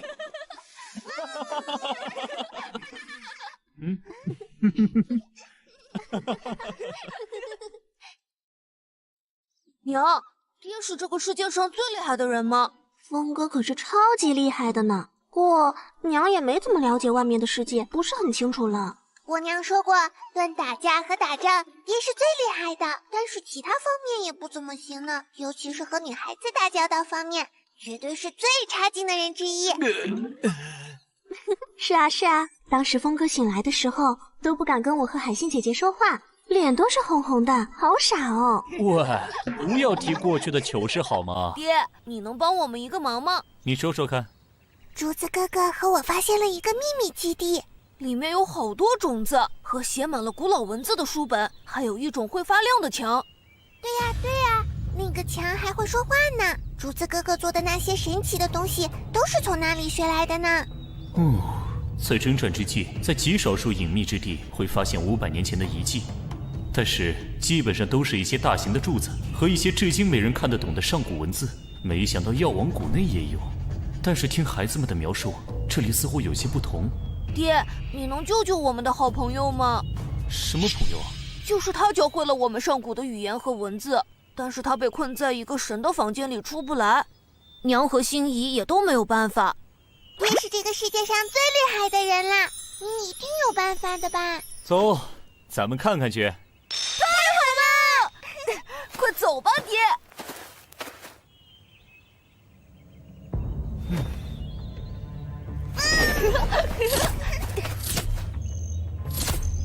咦，慧眼祸患，山洞，没想到里面居然还有此等奇地。若非现在我能看破世间一切迷幻，此地断难发现。孩子们是怎么发现的呢？爹，快点进来啊！好。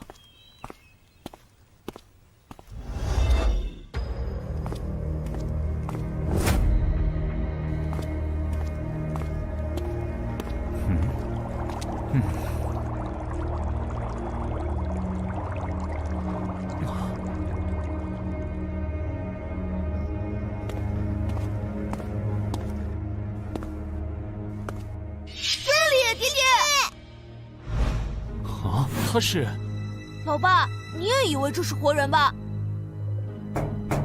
这个大姐姐一直都一动不动地站在这里呢。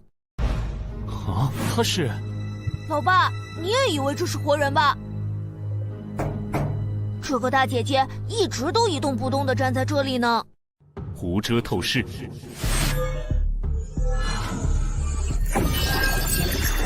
这是上代文明的人傀儡术吗？构造和现代的完全不同，没有附魂，也没有驱动傀儡行动的灵化炉。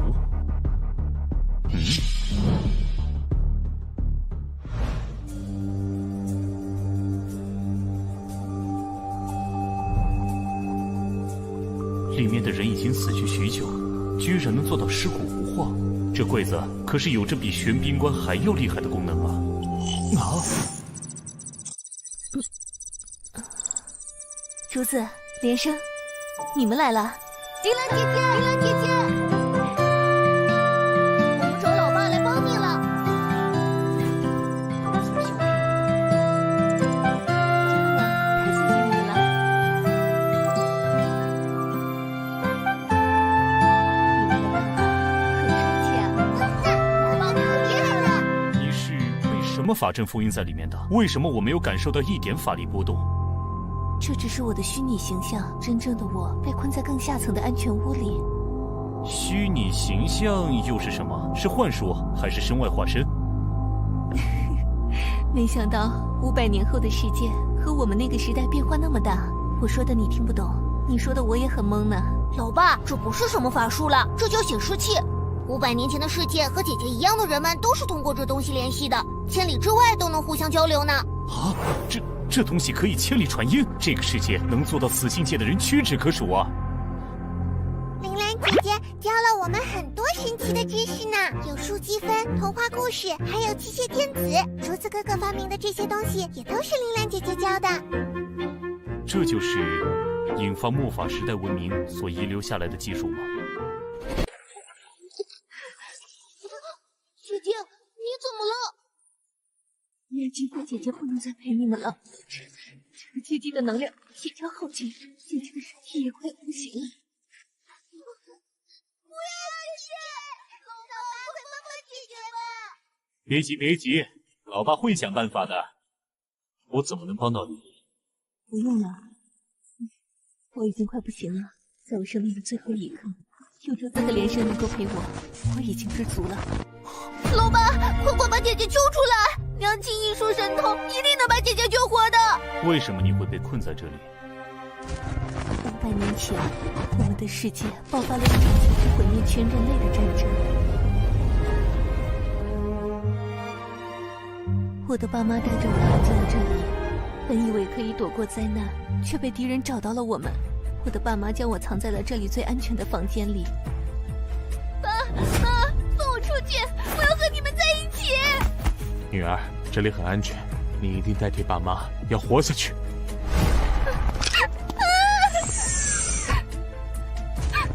就好像做了一个很长很长的梦，不知道过了多久，我醒了过来，爸妈却已经不在人世了，没有人能够放我出来了。我唯一遗憾的就是不能和爸妈躺在一起。姐姐，不要啊！老爸，你那么厉害，快想办法帮帮姐姐吧！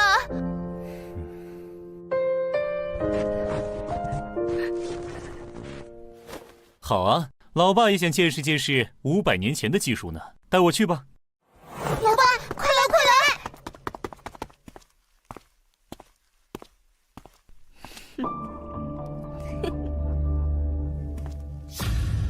老爸，这里面好像有可怕的奇怪符阵，娘亲和海星姨都没有办法进去呢。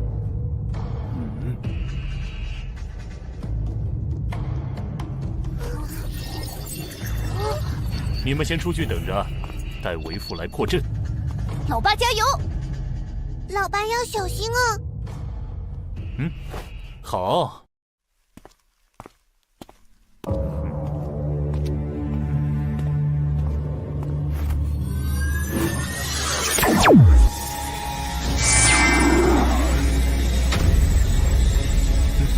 金刚法界。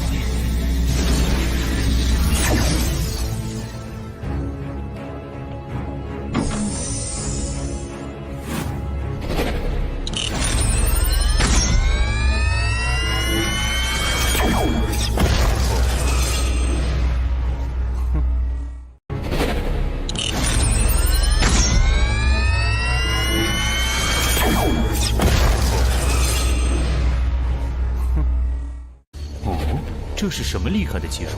居然快要打破我最初级的护身法界！护法还界。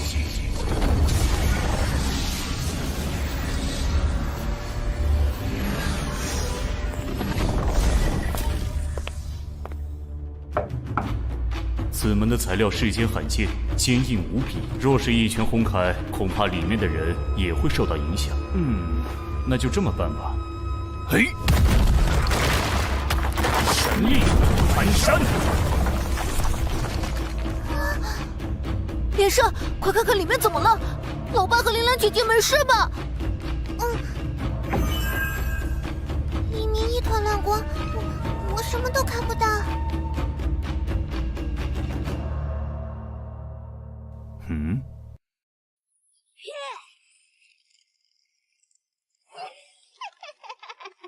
终于出来了，颤抖吧世界！一出来就发现这么好的宿主，为了感谢你放我出来，我就大发慈悲的占有你的身体了。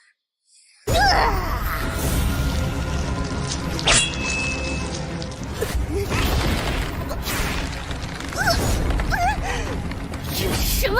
快放开老子！果真有古怪。早就看你不对劲了，你以为你编了一个天衣无缝的故事吗？满是破绽罢了。你说什么？第一，这里的神秘结界并不是防止外敌入侵的，相反是为了防止里面的人出来。其次，你那个充满爱的故事里，休眠舱内的2人，其中那个母亲受的并不是致命伤，她完全有能力先将你放出来。那你干嘛还放我出来？因为本尊天下无敌，不惧任何阴谋诡计，还有本尊孩子对你所塑造的那个铃兰姐姐的喜欢，本尊不希望让孩子们失望。那么他们恐怕是要失望了呢。这可是小型核能炉推动的最先进的高能镭射炮，死去吧！就退而求其次，选择那个小男孩了。魂心。哦，继续。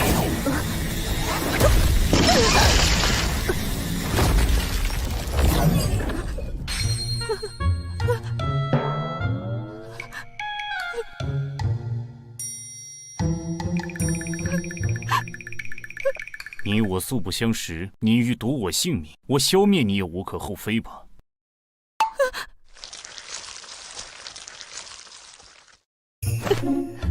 对不起，大佬，我飘了，请饶我一条狗命。哼！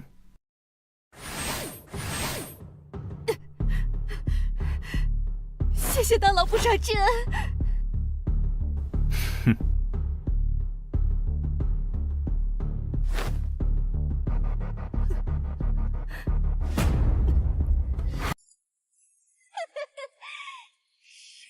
催眠。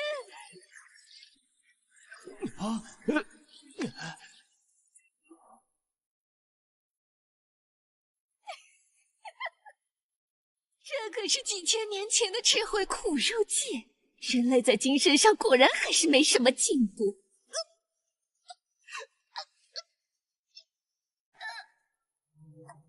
铃兰意识空间。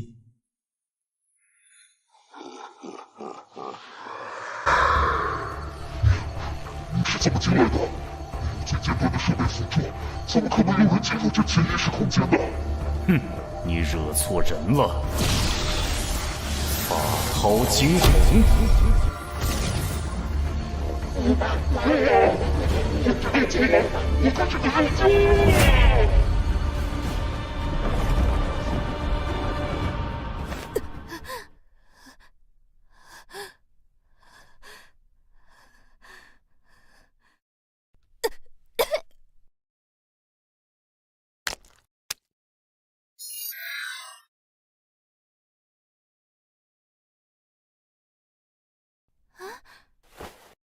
你是我爸妈呢？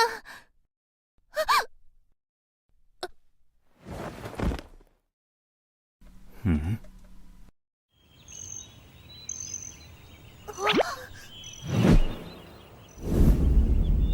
林良姐姐，林良姐姐。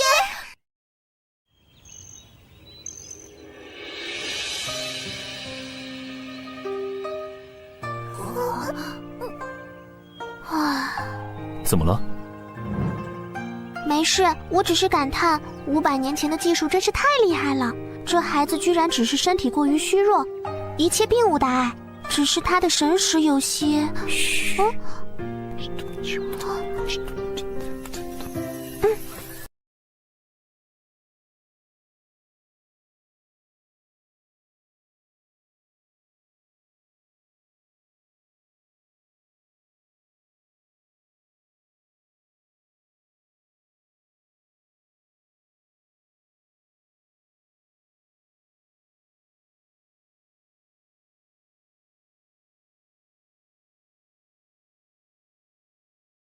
已经有了发现。我要先去叶家了，孩子们就辛苦你照顾了。好。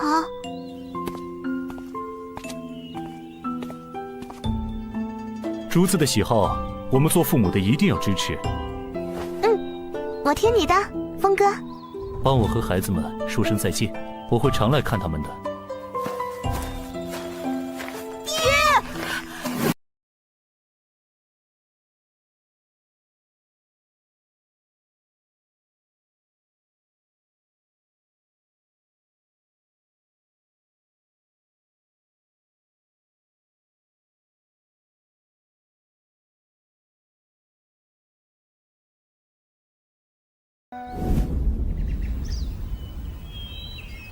看好了，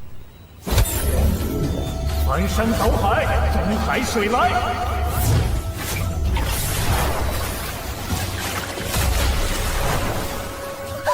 又淹水了！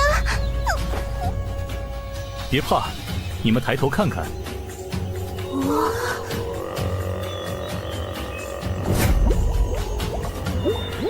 这是什么鱼儿啊？好大啊！哇！这是什么东西啊？能吃吗？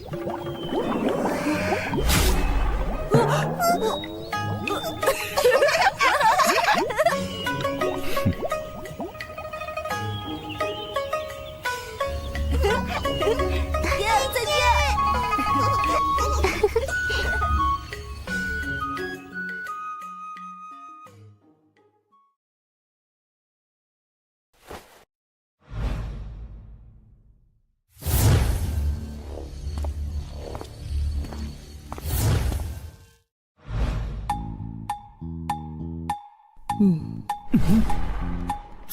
怎样了？圣尊真是有福气呢，居然和听雨妹妹这么出色的家人有了孩子。这你得问莲心。倒是便宜了你这臭酒鬼，居然让海星姐姐此等家人为你这个笨蛋弃佛入室。好尴尬呀，该怎么转移话题啊？先看看孩子的事吧，还不快过来！有什么发现吗？你随我一起进去，进入他的无边识海就清楚了。光靠我一个人还不行。好，别担心，有我们在，一定能找到办法。听雨，若是一会儿他有动静，一定不能让他乱动。好。哈斯顶峰境界叶气云。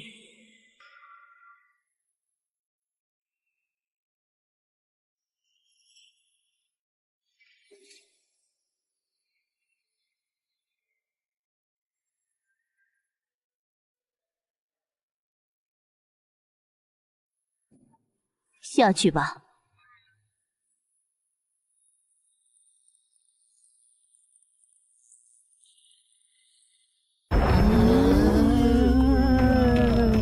怎么会这样？一般人的心海之中所藏人之一切过往，明净多彩或阴暗肃杀。我从未见过有人的识海会是此番景象。心境之象，乃是由爱憎欲之所现，一切记忆情绪构筑起了这一切。这表示他的内心充满的只有恐惧，心性尽藏。他的本心在哪里啊？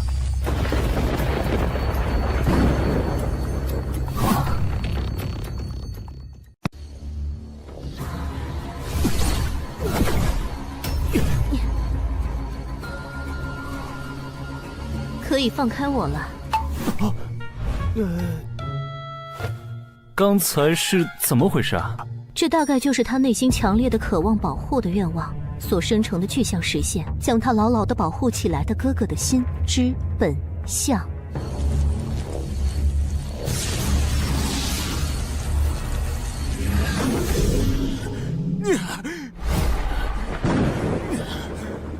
滚出去！不许伤害我小妹！这世间除你我之外，还有何人能够拥有如此强大的心神？心性磨练都是经过千锤百炼，遍尝世间苦痛，加之以强大的心念，方能得此境界。这孩子有如此心神，必然有其因果，只是其中的痛苦和经历超出你我的想象罢了。接下来该怎么办？若是强行破境，恐伤及心神。这便是我需要圣尊前来助力的原因。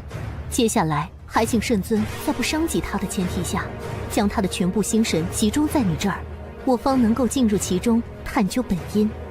好，一切就拜托你了。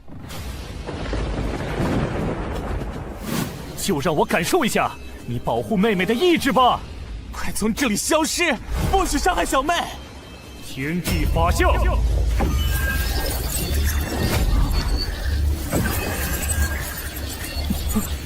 才不怕你，我和大哥一样厉害，绝对不会输，绝对不能输。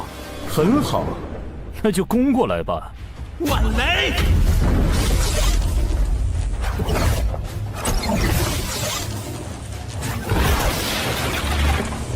更厉害，会更厉害，是不听劝告的。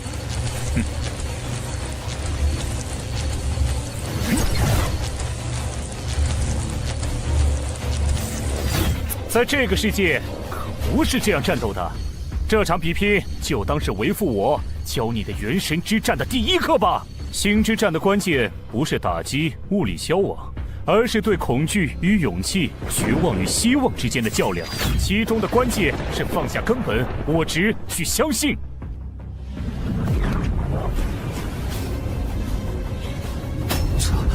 这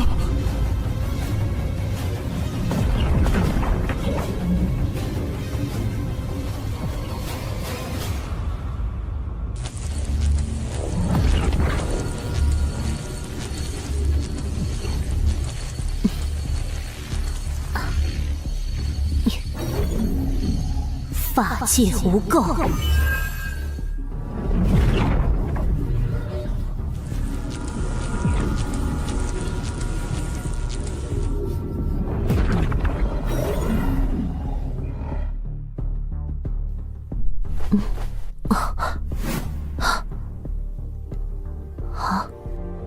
哥哥，妈妈，我好怕，我好怕，救救我，救救我！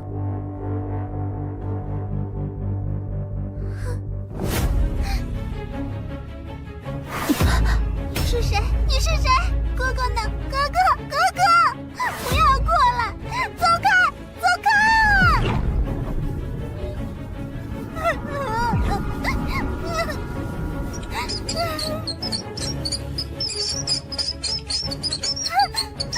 我是好孩子，我是好孩子，为什么咬我？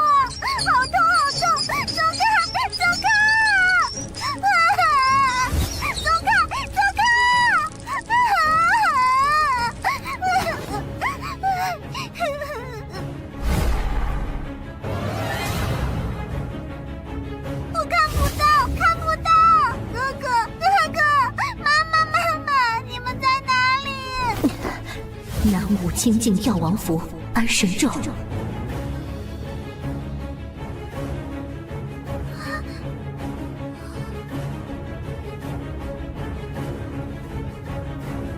唉，啊，这是。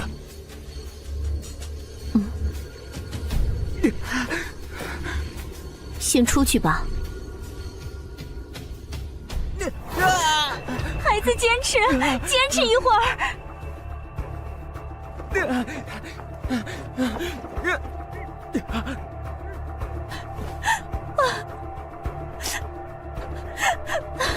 有什么办法吗？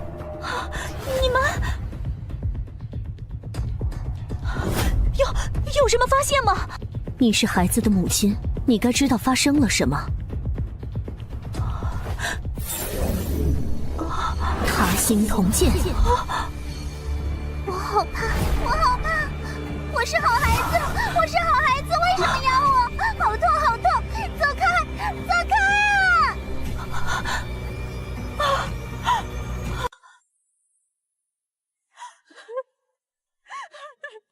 对不起，女儿，对不起。知道了孩子经历了什么，但是该如何治疗呢？这心疾说好治也好治，说难治却也是难如登天。姐姐，你快说，该怎么办？我拼上这条命，也要把女儿治好。药就在你们身上。我？姐姐，我若是女儿的药，早就该治好她了。换作圣尊，你若是被老鼠啃咬，蟑螂爬在身上，又身处死人堆中，会害怕吗？我一生大小数百战，在死人堆里打滚是家常便饭。这老鼠、蟑螂在战场上都是维持生机的难得之物，早就习惯了。我虽为了峰哥弃佛入世，命运让我有了连生。作为一个母亲，我便知道为了孩子，一个母亲能够付出一切，这便是母爱的力量。孩子年纪尚小，便遭逢此难，内心缺乏强大支柱，牺牲恐惧将自己心封闭起来，逃避痛苦。而能够克服恐惧最好的药便是敢于直面一切的勇气和感受爱的温暖。就让孩子从你们身上感受勇气和爱吧。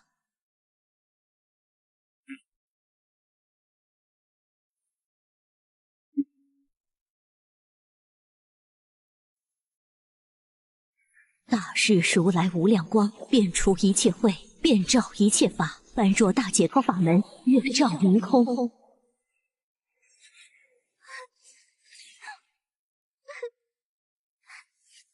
好怕，救我，救我！海星姐姐，我们该怎么办？回忆吧，将支撑你们克服了所有绝境下走过来的那些最坚强的信念，完全的展现出来。月照明空，能够让孩子亲身感受到你们所经历的一切苦难与照亮你们的光。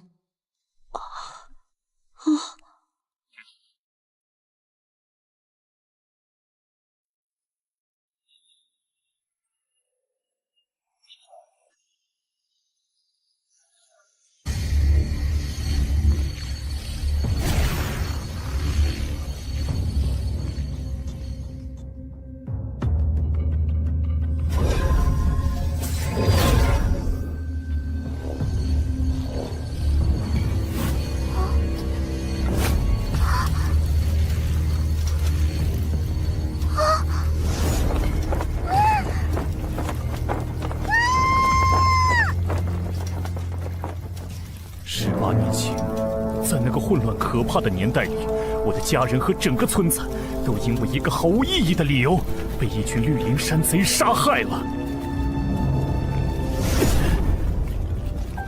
爹娘，小妹，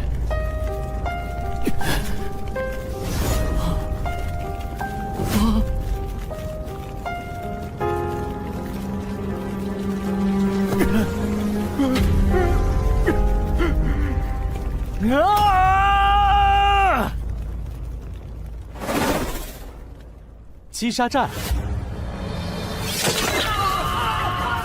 快拦住他！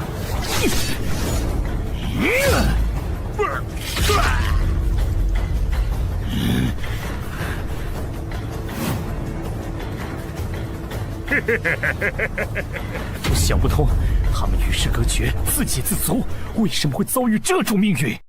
强者生，弱者死，老子就是道理，哪有什么为什么，想杀就杀了。喂，话说你说的他们是谁呀？不会是你的姘头吧？老子有没有享受过呀？行，呀！区练气，给老子留下点伤口的资格都没有。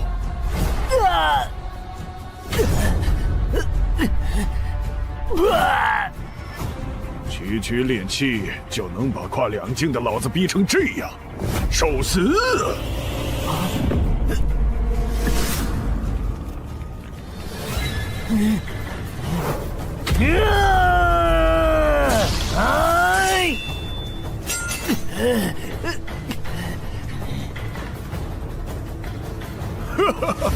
你给老子带来不少乐趣嘛！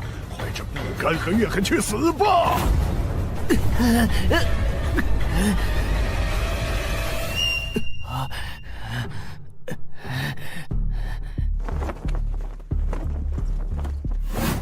笨蛋徒弟，你可是为师此生唯一的传人，这么随便就死掉的话，谁来继承我的剑道？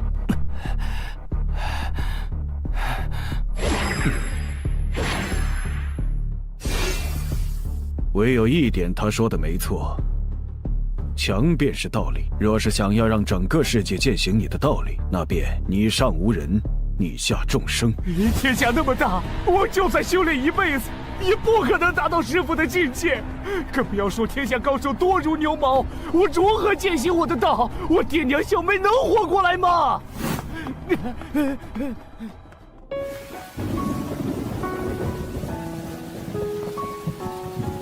那时的我，绝望、迷茫、痛苦。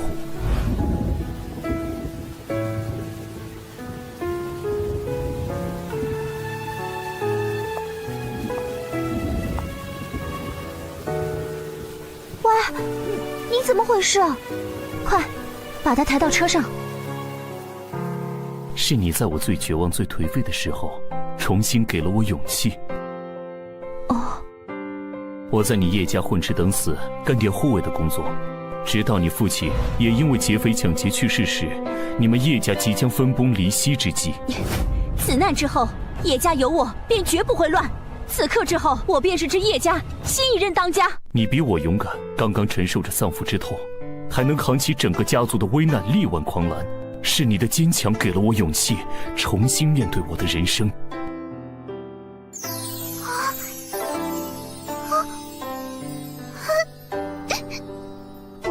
不是这样，我才是因为你才得到了勇气啊！是什么？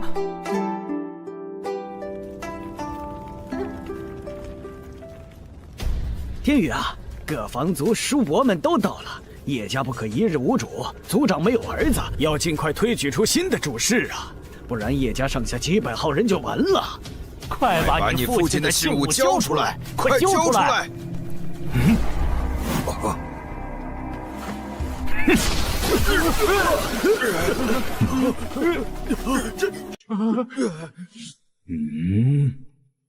你是什么东西啊？一个外人凭什么管我叶家的事儿？滚开！在所有人都逼迫我，想要把我逼入绝境的时候，你挺身而出，挡在我的面前，才给了我勇气。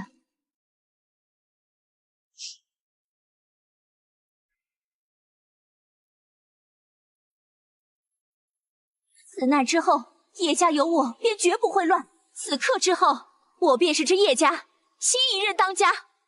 你给了我依靠，再加上我怀了他们兄妹俩，更是给了我面对一切苦难的勇气。之后数月，我整顿家族业务，清理家贼，对外重建商队，应对伤敌，终于让叶家度过了这个大危机。喂，邋遢怪，多亏了你。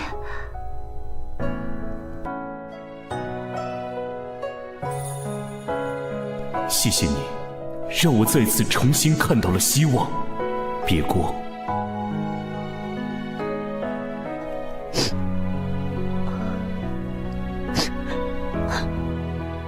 若是周围没有光，那便点亮自己，经历过最深的苦难，寻找到想要守护的东西，勇气就会在人与人之间传承下去，才创造了奇迹。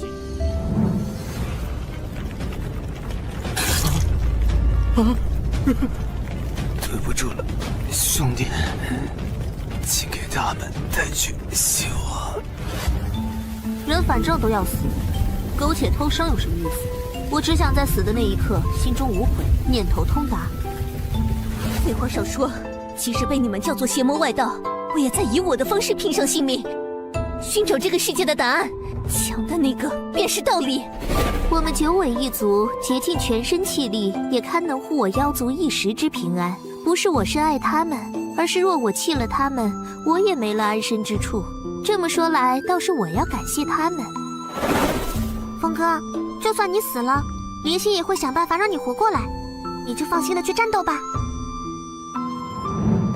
恭喜你，此刻的你无上致敬，此后世界便要行你的道。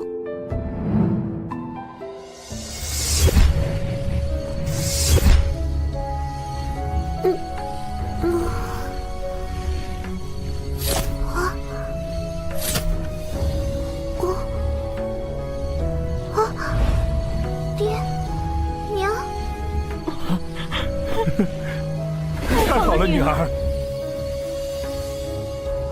太好了，小妹，太好了，你终于醒了！啊！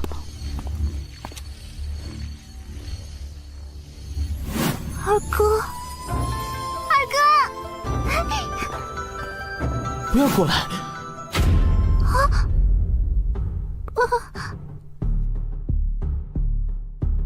小妹已经醒了，我已经没有了存在的意义。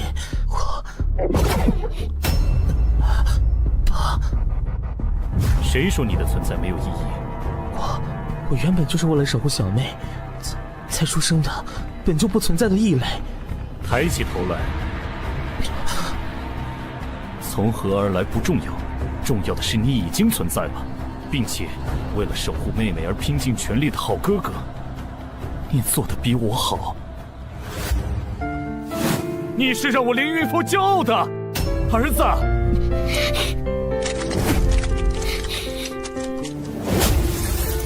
真的吗？接下来你要与我一起守护重要的家人了。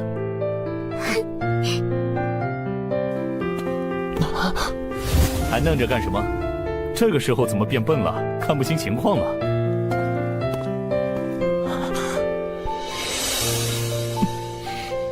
娘，小妹。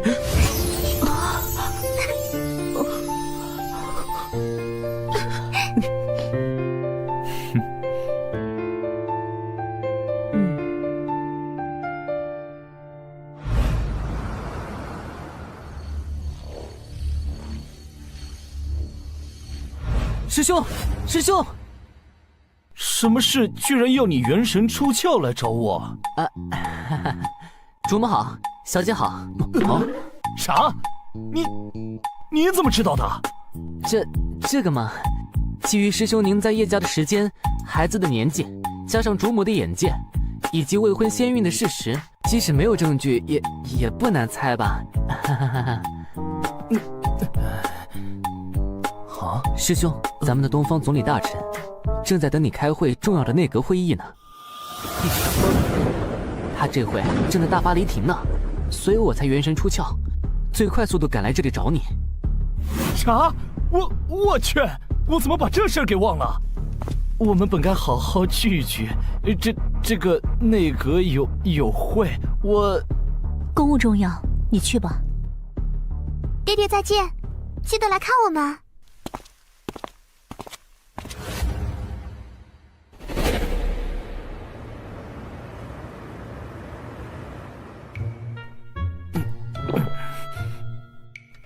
你说他气消了没？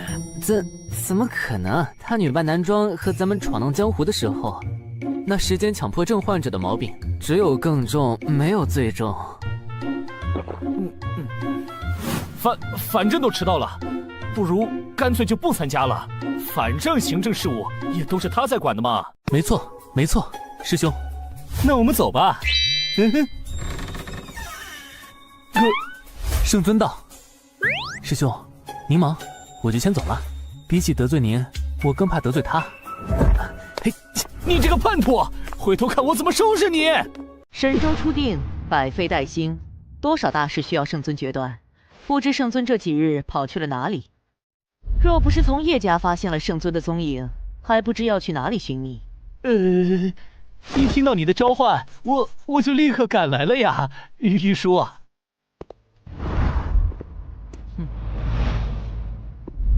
内阁会议上还请圣尊称呼我为东方丞相。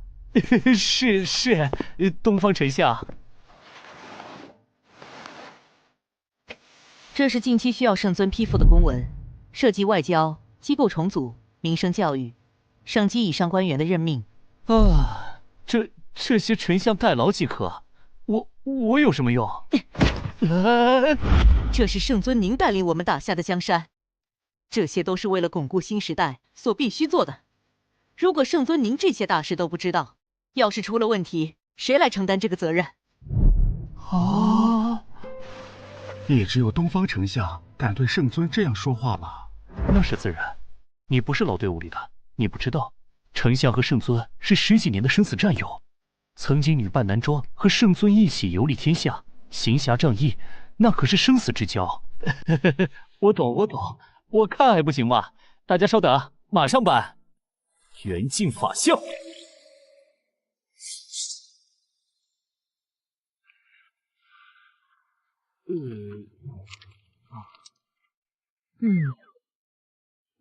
哇，真是叹为观止啊！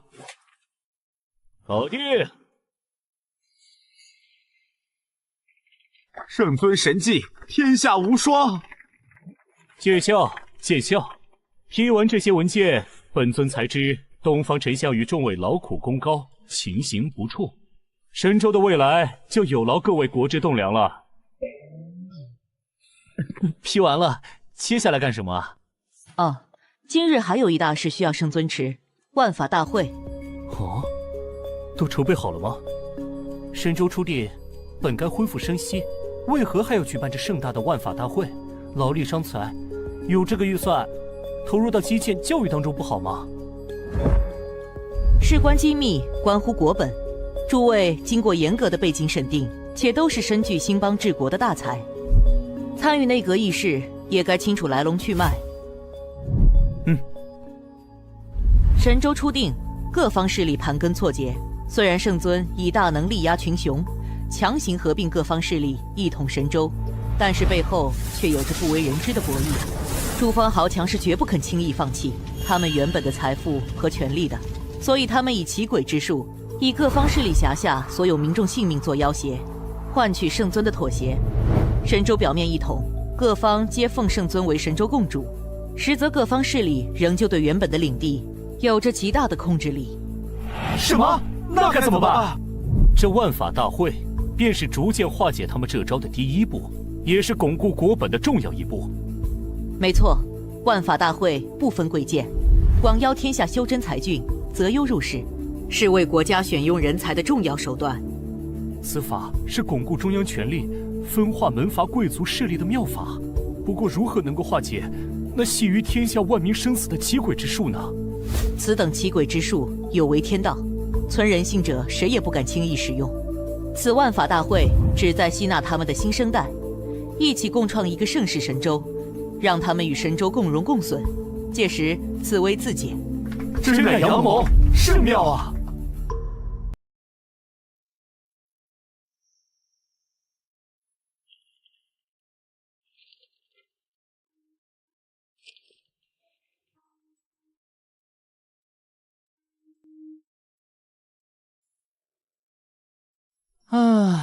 想我们与众多兄弟们奋死拼杀10余年，终得偿所愿。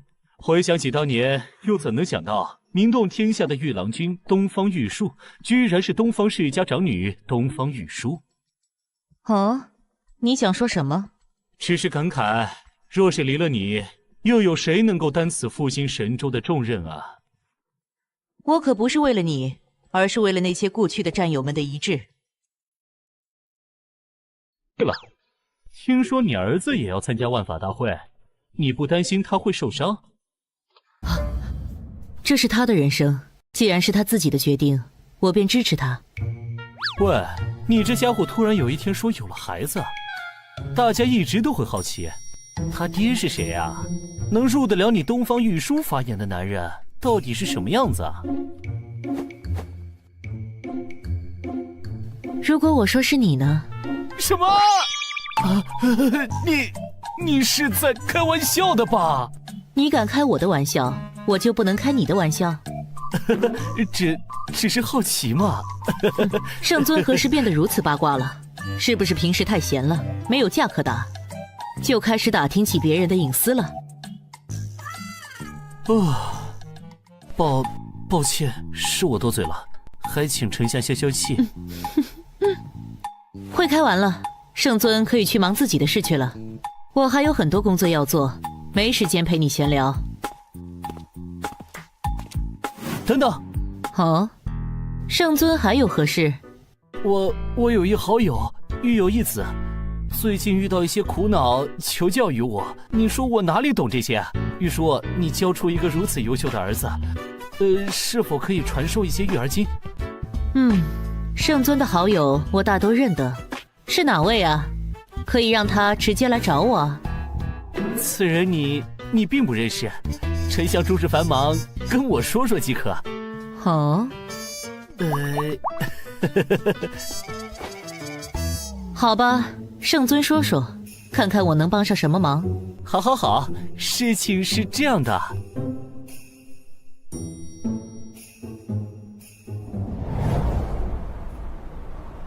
道宗。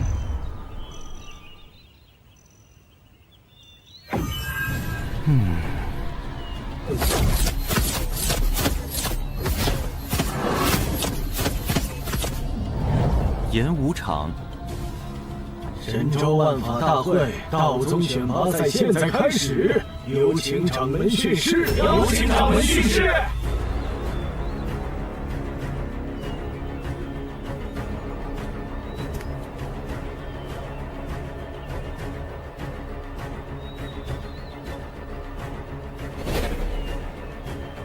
神州初定，和平不易，内有隐忧，外敌虎视。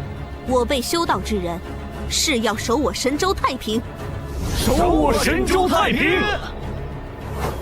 我宣布，万法大会选拔赛现在开始。诺。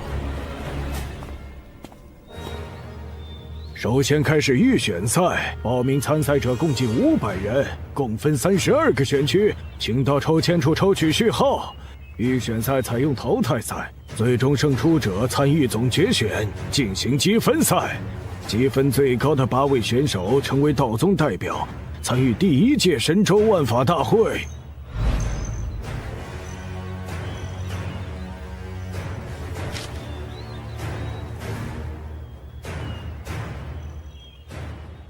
我们的儿子在哪儿？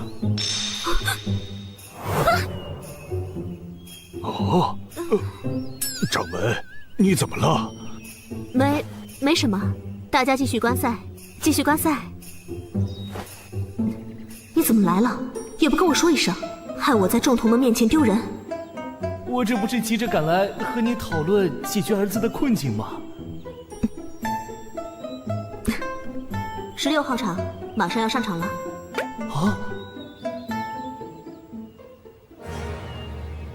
！35号、36号上场。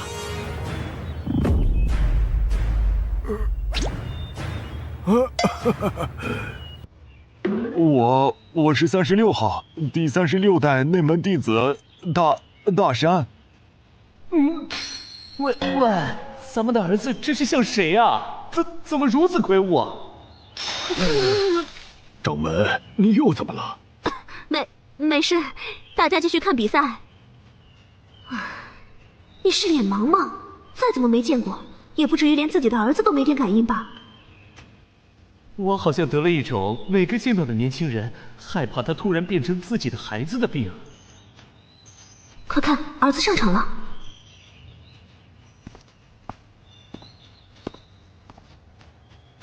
千峰，玄机堂36代外门弟子。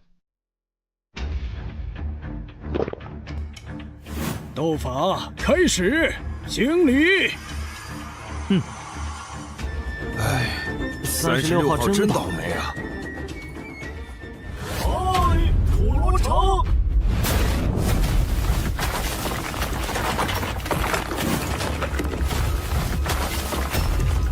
道宗新生代真是人才辈出啊！这小胖墩年纪轻轻的，居然已经达到了玉土附身的境界了。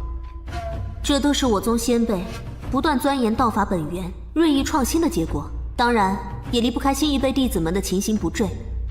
更重要的是，更重要，圣尊，你打下的这个和平的世界，让他们能够活着成长，这便是你我毕生之愿。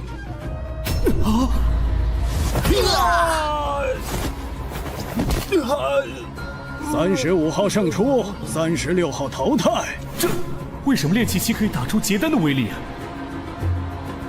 啊？看下去你就知道了。如果只是这样，我也不会那么苦恼了。几个时辰后，第5场，35号对41号。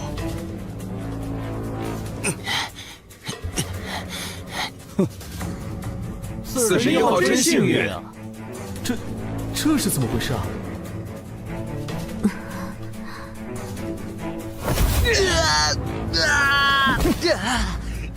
场外41号胜出。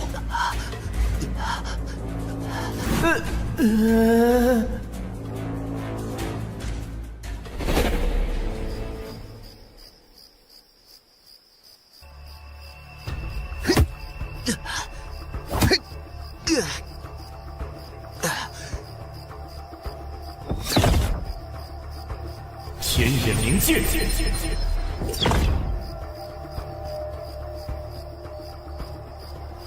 啊！他的丹田和经络怎么？如你所见，他的丹田和经络比常人厚了几倍。要说一般人的丹田和经络如同长壁一般，他的就像是一层厚厚的、极其有韧性的凝胶。难怪如此厚而有韧的丹田和经络，就像是高压水枪一样，气的输出功率是常人的数倍。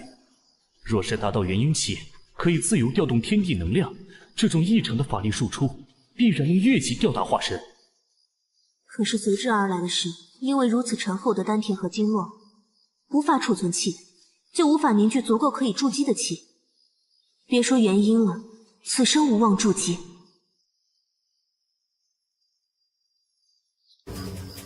你是如何看待咱们儿子这事儿的？咱们儿子这事，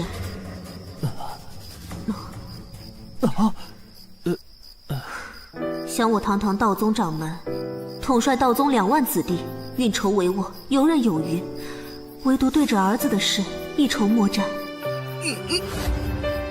道宗宗主儿子的身份，让他承受了所有人的目光，也承受着远超同龄人的恶意和压力。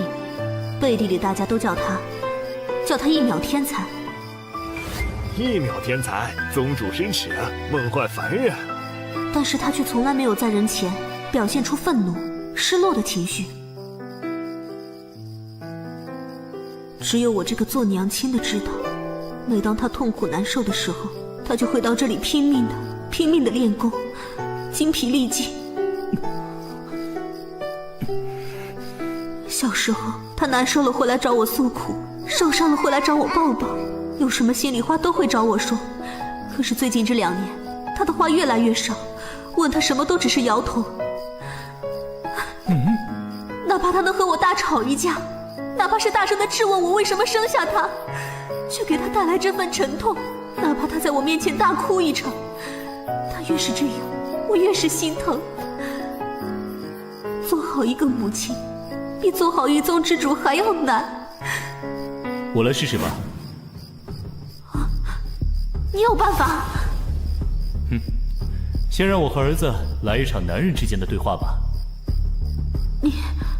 你想干什么？还童奇术。哼，一会儿无论发生什么都别出来。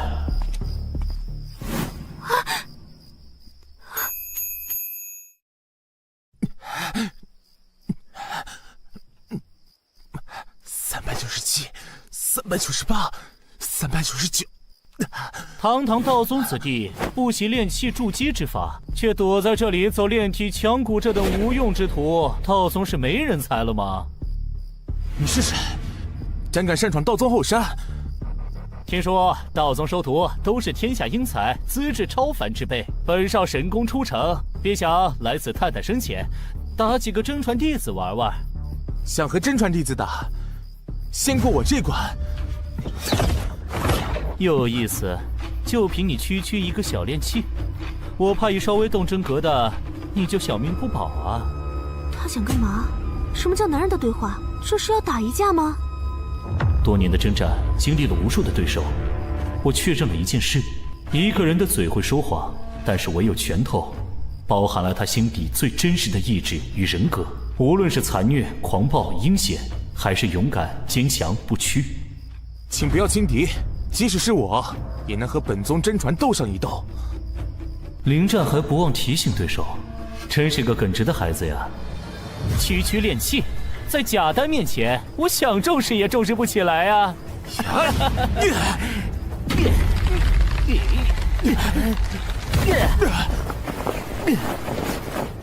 哦，有点意思啊！这可不是一般炼气，这份越级的杀伤力是……哦。对了，师尊曾说过，有一种很稀少的体质，元婴界能吊打化神，却永远也无法筑基的让人绝望的体质，叫什么呀？哦，对了，重阴废体。对，重阴废体。你不会那么幸运中了这个大奖吧？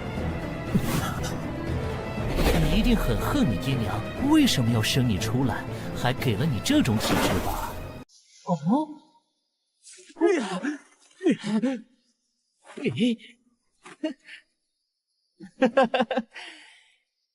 就算现在还能僵持，你能坚持多久？坚持到底，这是我最后的尊严。那就来吧。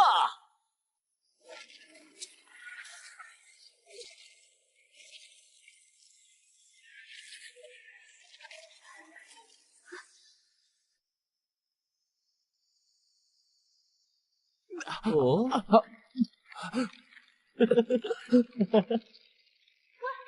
想干什么？决此修行，向此而生。你我能够悟道登峰，不都是这么过来的吗？现在是和平时期，只有这样才能助他找到希望。相信他，他可是我们的儿子。还不错嘛，让本少找到些乐子。给你个机会，叫本少一声爷爷，就饶你一条小命。我爹娘的儿子，只有站着死，绝不跪着生。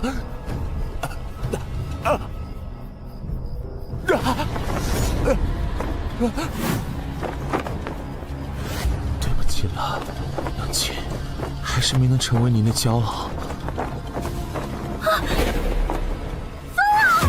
乾坤定。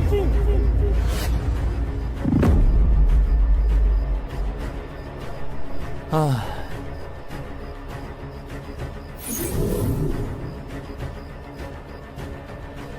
姐，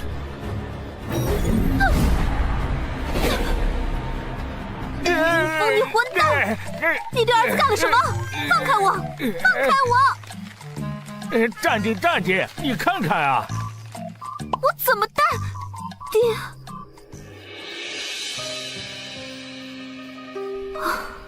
差点忘了，你还有这招，用的越来越溜了吗？能先把手拿开吗？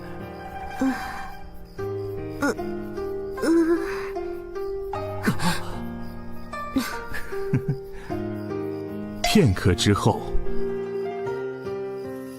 你对儿子下手也太狠了吧！他长大以后，我都没有这么狠的揍过他。别生气啊！以前我爹我师傅下手。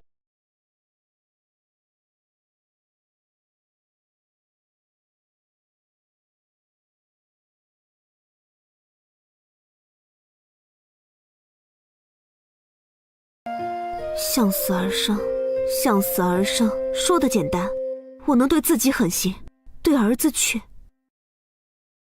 可怜天下慈母心啊！想起小时候，每次被爹在祖宗牌位前罚跪，都是娘偷偷给我送吃的。可惜，此生我再也无法吃到了。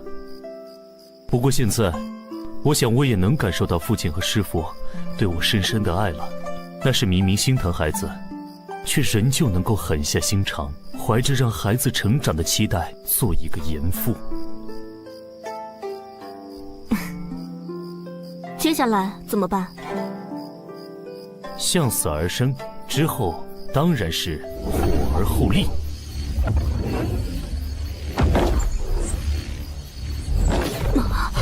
玉蜻蜓上法，慈斧洞天，开！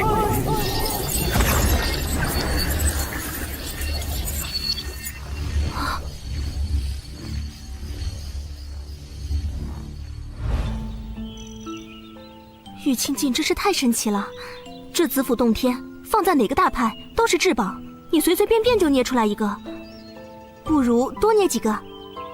这会儿有心思开玩笑了。接下来准备怎么做？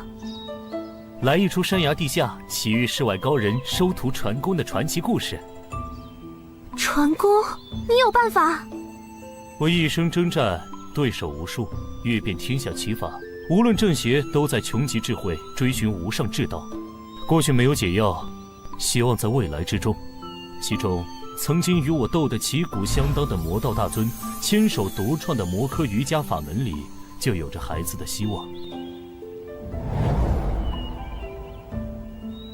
千手之嗣，修佛入魔，法力通玄。若是没有你，他便是天下第一人了吧？没错。坠崖之后奇遇高人，你是怎么想出这种脑洞大开的点子的？是我一个既当爹又当娘的朋友用在他儿子身上的法子，效果很不错。喂，一会儿你可别再出来添乱了。知道了，我会克制的，但是我要在一旁看着。随你。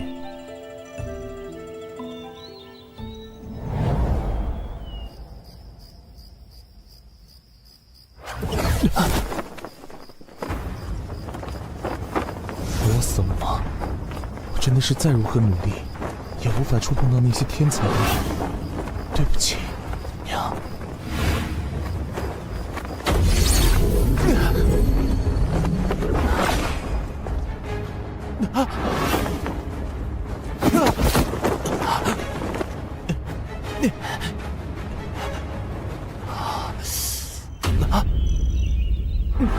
这是什么地方？我刚才明明……这才几百年，道宗这一辈已经如此无能了，居然被一个区区外来小子打得毫无还手之力。道宗将倾啊！演戏就演戏，干嘛说道宗将倾？入戏了，入戏了。哎，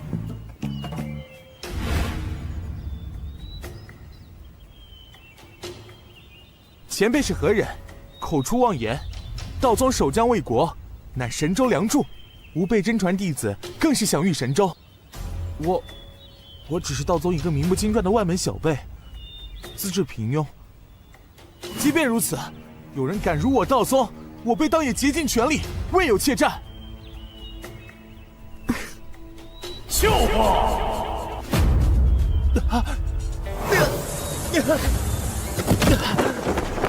老夫观你天生混元霸体，与老夫一样的超绝资质，本该纵横天下，傲视无双，到哪里都会被当成宝一样，又怎会是区区外门弟子？当代道宗掌门都瞎了眼吗？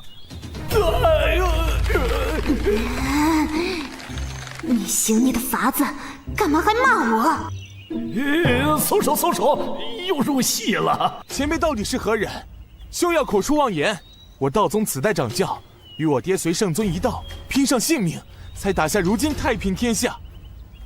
他和我爹是顶天立地的大英雄，我爹更是为了这个新时代牺牲了性命。你不许侮辱我，掌教大人！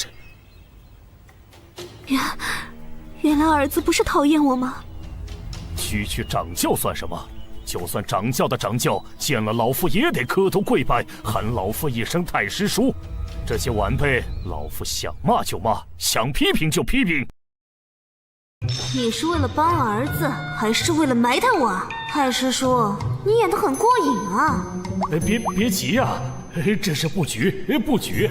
首先得让他相信我，快给我点道宗前辈的信物啊！能。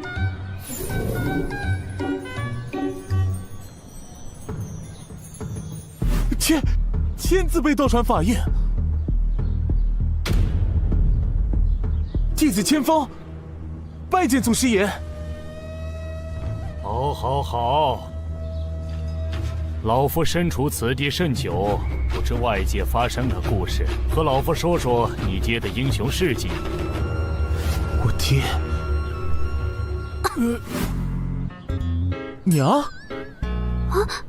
此处只有老夫一人，哪来的你什么娘？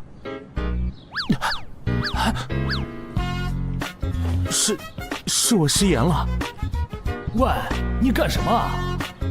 这个问题和让他信你有什么关系啊？既然把我说死了，我这个牺牲的爹当然要知道一下原委了。武臣绝技。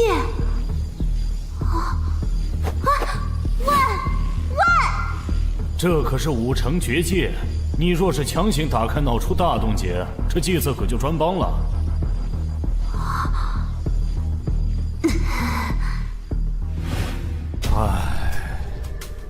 说说吧。我爹是个大英雄，我娘深爱的男子汉。祖师爷，你怎么了？没事，你继续说。15年前，我爹遭遇魔门卑鄙之徒的暗算，身中奇毒，误入我娘修炼之所。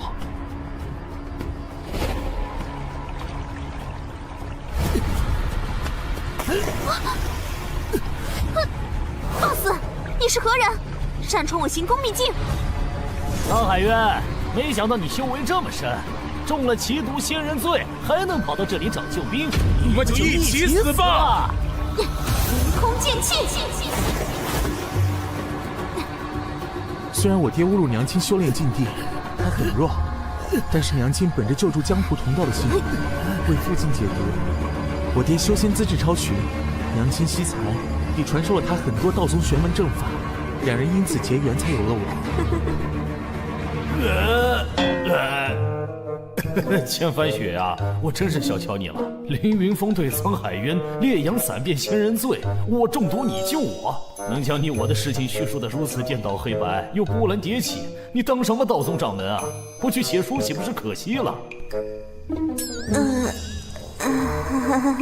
不然呢？为了让孩子能够积极的成长，我不得给他编一个好父亲的形象啊！后来，爹娘为了神州一统，还天下一个太平的宏运，随着圣尊一起四处征战。娘说，在我刚出生不久的一场战役中，爹为了护娘周全，牺牲了自己。娘说，爹对我唯一的希望，就是我能成为一个顶天立地的男子汉。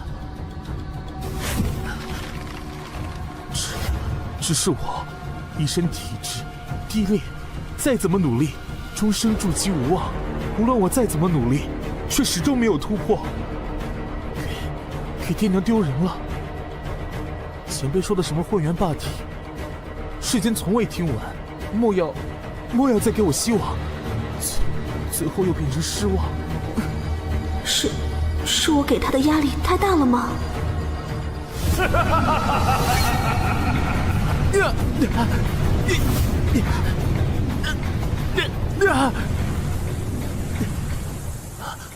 笑话！当今之人有眼无珠，你我之丹田，周身经络坚韧厚重，远超常人，天下罕有。寻常功法乃为凡俗之人所用，又怎配得上这身天赋霸绝之姿？超绝之姿，当配超绝之法，方能成就大道。老夫年轻时犯了大错，历史自封于此，终身不出。一生经世修为和超绝法术，若是就此失传，甚是可惜。老夫怪你心性耿直，愿收你为徒，传你一身绝世奇术，你可愿意？真的？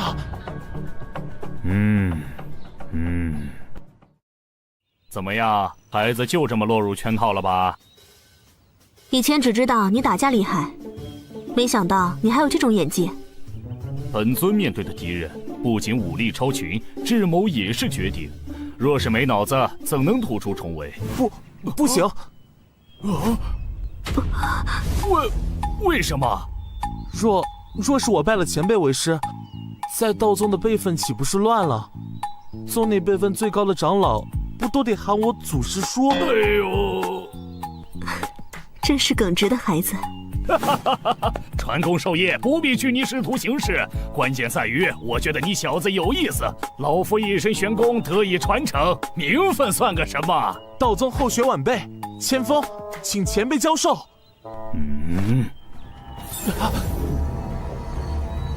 这就开始吧。前辈，我该做些什么？方法要说简单，可说是简单到了极致；但要是说难，又难如登天，也许会要了你的小命。你敢吗？喂，你可没告诉我会有生命危险。我明白你的意思。作为师傅，希望收到值得托付的弟子，而作为父母，却又担心孩子的安全。但是你我能成长至今，哪个不是经历生死考验？我们打下这个和平的天下，不就是为了让子孙后代们不用再面对这些吗？天下的和平由我们开创，但是未来需要他们这年轻一辈来守护。这……放心吧，我会一直在旁边看着的。真有危险，我也会干预。但是，从小到大，你我有听过父母的苦口婆心吗？我想把选择权交给咱们的儿子，他的人生他做主。晚辈恳请前辈传功。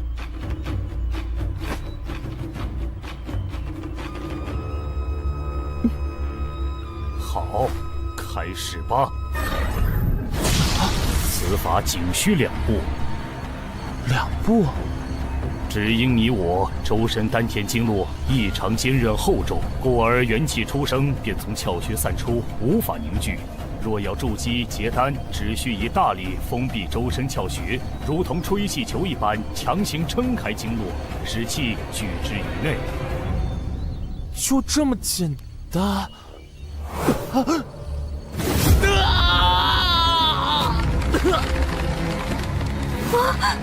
看着孩子最关键的成长，也是做父母的责任，一定要忍住。若现身，让他意志散乱，前功尽弃。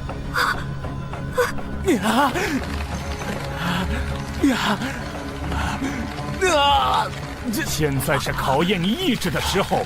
被强行撑开的厚重的经络和丹田，会让人犹如割肉削骨。若是扛不住，你随时都可以放弃。这些年来，明知没有希望，我都在咬牙坚持。现在怎么可能放弃？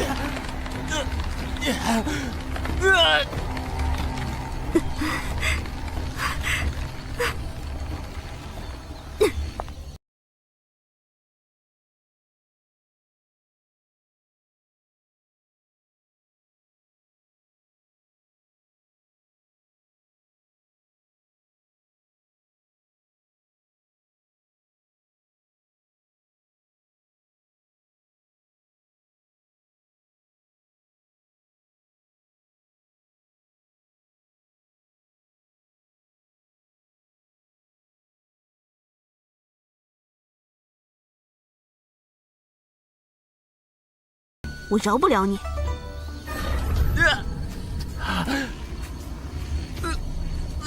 冥剑封锁魔力出，傲骨刃刺苦寒来，任尔东西南北风，千烧万击神明灵。加油啊，儿子！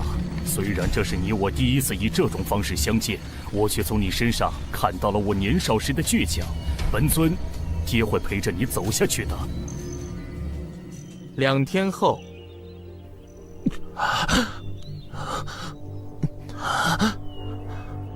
2天了，气盈百害，肉身洗炼。好小子，第1关你坚持下来了，第2关马上要来了。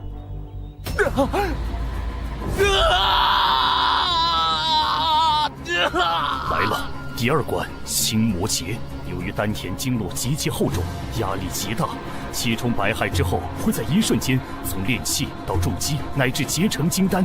期间心魔乱象丛生，会远超过常人修士。若是意志不够坚定，就会神志溃散。加油啊，孩子！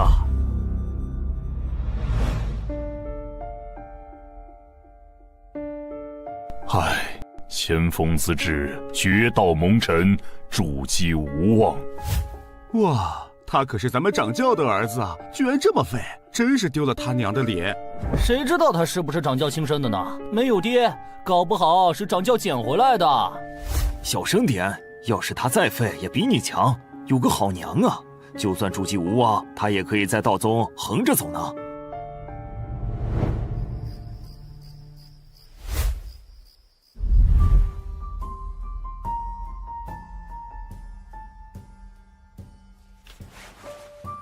唉，孩子，这里的经卷老夫都背得下来，没有你的希望。唉。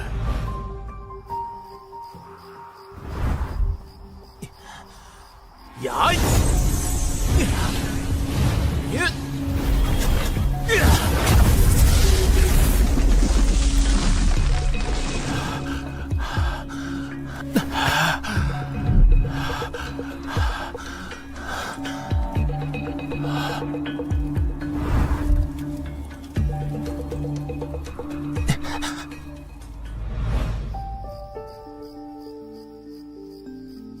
娘，我找到办法了。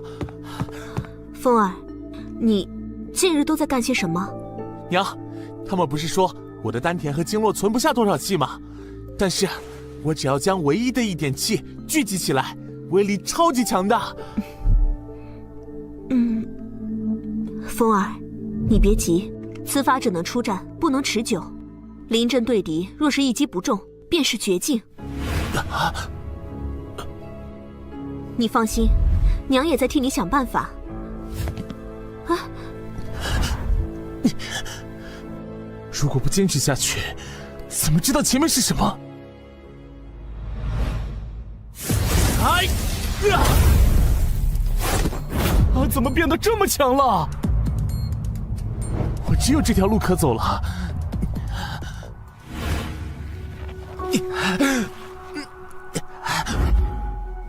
区区小技，只要躲过第1击，你便是砧板上的鱼。只有这条路可走了，没有其他希望了。继续修炼，能多储存一些气就多储存一些。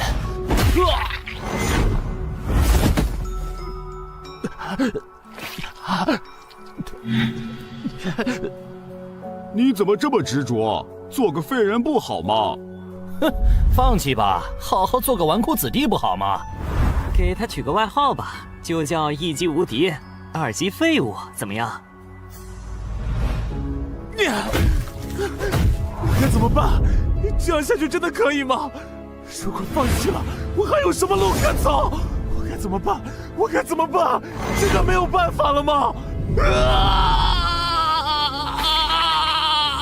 不行，我不行，我是废物！爬心通，荡心魔，别被表象所扰，去想你想要变强的本心，那便是你的道心本源。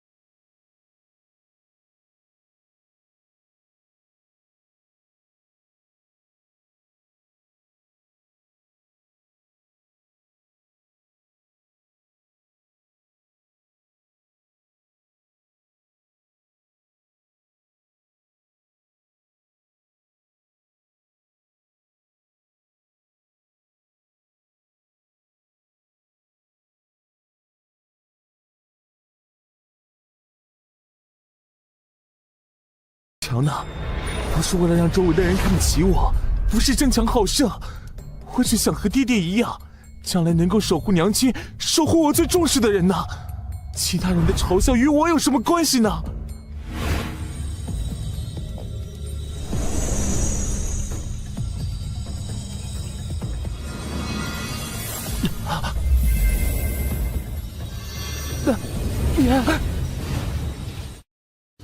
聚气成液，筑基；凝精化固，金丹乃成。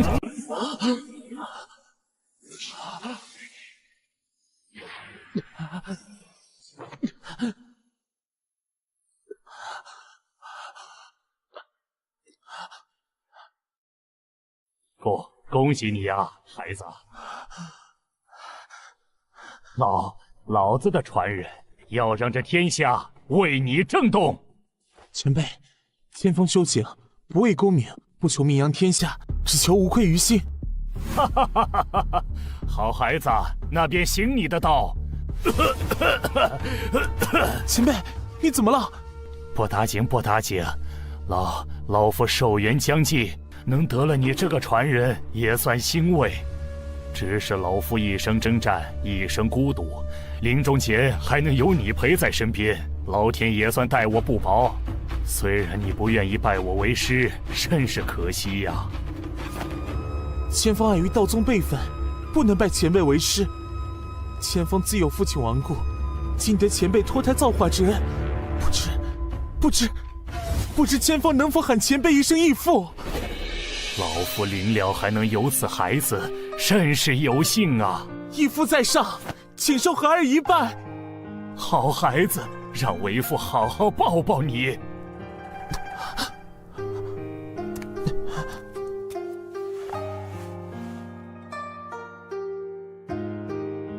没想到啊，居然是以这种方式和儿子相处，但是这感觉真好。要给离别加点特效才行，遁法万鸟飞絮。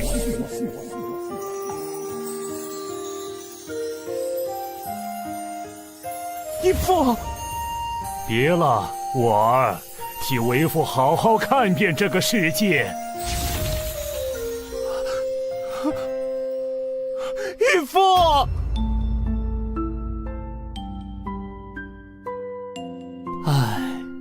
本尊这该死的演技呀！接下来该给孩子一个完美的收尾了。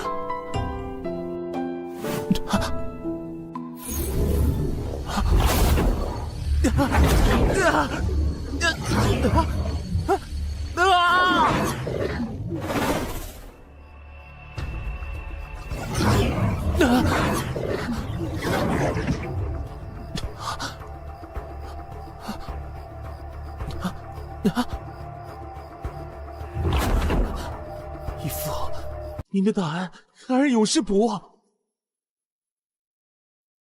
止！神迹充盈，百骸贯通，天人交感，洗精法髓，金丹乃成。这便是金丹境吗？居然直接跨越了2境。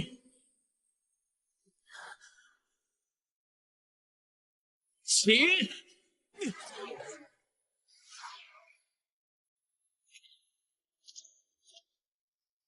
才2天功夫，这么快就出来了？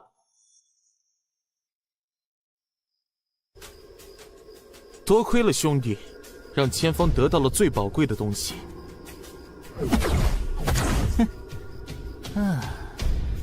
哦，金丹，你居然结成了金丹！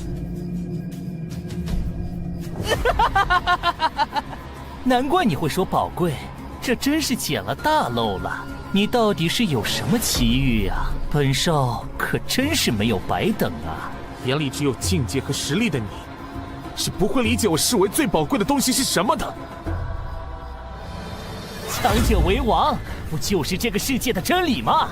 现在的你才配和我一战。你小心了，我刚刚掌握的这份力量，自己还不熟悉。别以为你那废体初入金丹就可以打赢本少，越级打怪什么的不是天才的基本配置吗？本少才是真正的天选之子啊！混元到底，强入化神。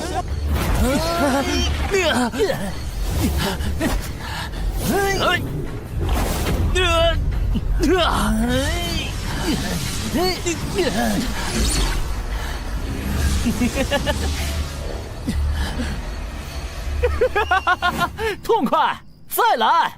来！通过让体验释放极限的战斗，就能让他更好地控制自己的力量，避免今后力量失控造成不可挽回的事情。你就尽情感悟吧，儿子。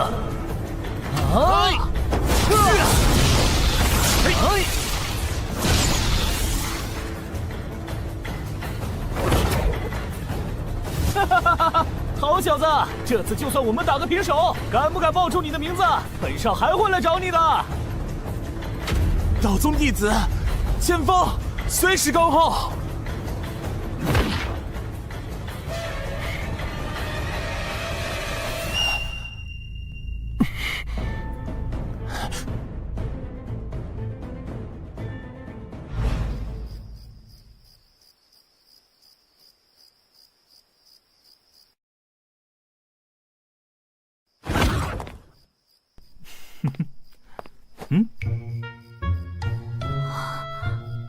搞定。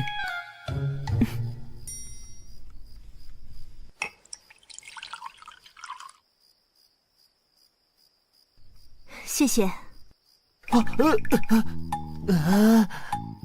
喂，你突然露出这么温柔的样子，我很不习惯啊。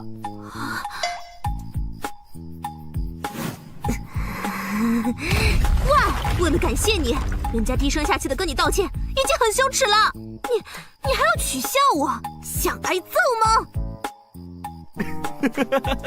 这才像你嘛，天下第一男人婆千帆雪的风格。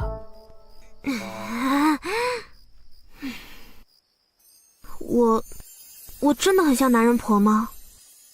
不是很像，根本就是，当之无愧。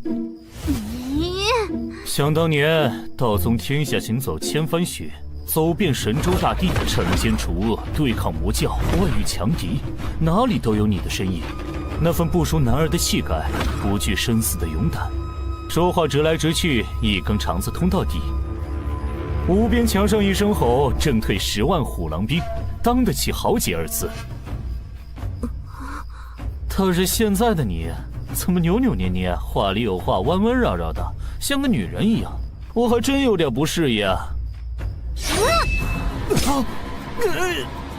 喂，你干什么？一言不合就动刀动枪的！我本来就是个女人啊！你这个混蛋！嘿嘿嘿嘿，你这么大声，就不怕整个道宗都听到？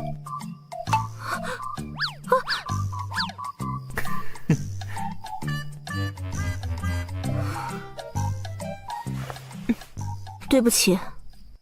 喂，你这整晚的都在干嘛？有话直说呀，干嘛突然跟我道歉啊？你这样我很不适应啊。我没让你们父子相认，你会怪我吗？我还以为你想说什么呢。就这事儿，这难道不重要吗？当然重要，但是我能理解你作为母亲的苦心，换做我，也许会和你一样。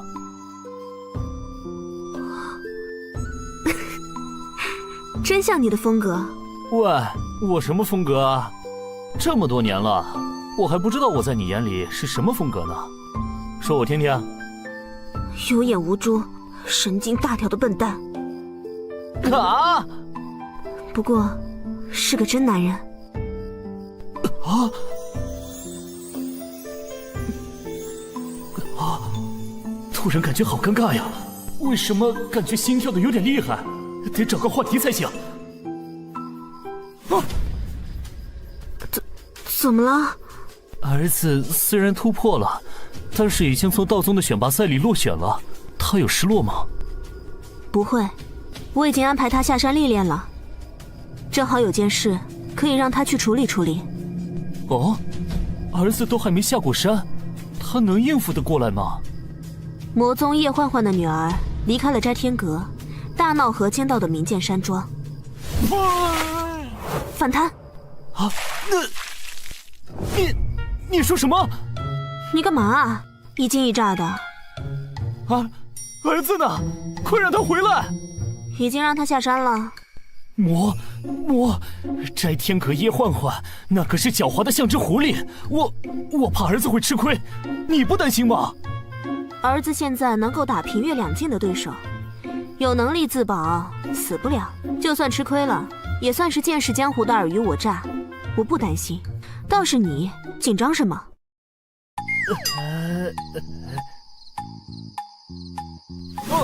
对了，儿子的事情解决了，我要回去看看万法大会的筹备情况了。我先走了。你，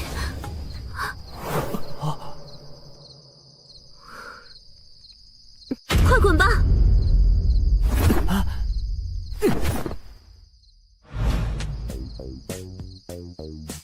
我去！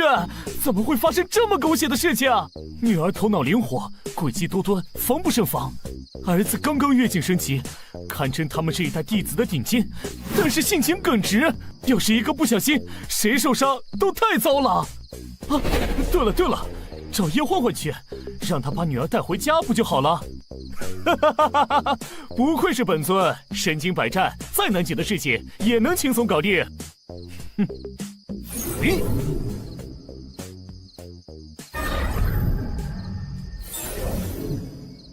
叶焕焕，快给本尊出来！啊，这才多久啊？圣尊又来找宗祖调情了。嘘，低调点，这是秘密。唉，刚走一个小魔星，又来一个大煞星。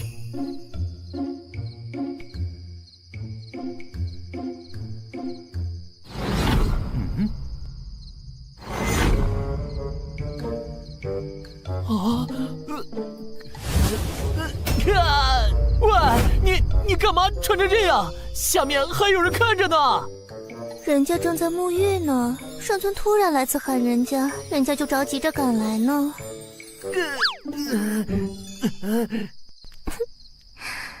这才分别几日，圣尊怎么又来找人家了？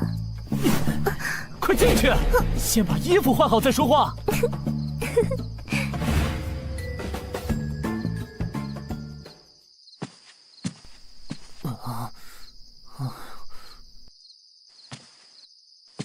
已经换好了，圣尊说说吧，为何到此？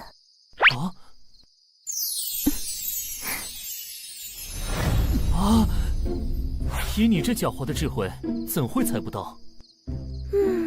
人家又不是圣尊肚子里的蛔虫，也不善他心通，怎么可能知道呢？女儿是女儿的事啊，你怎么会不知道？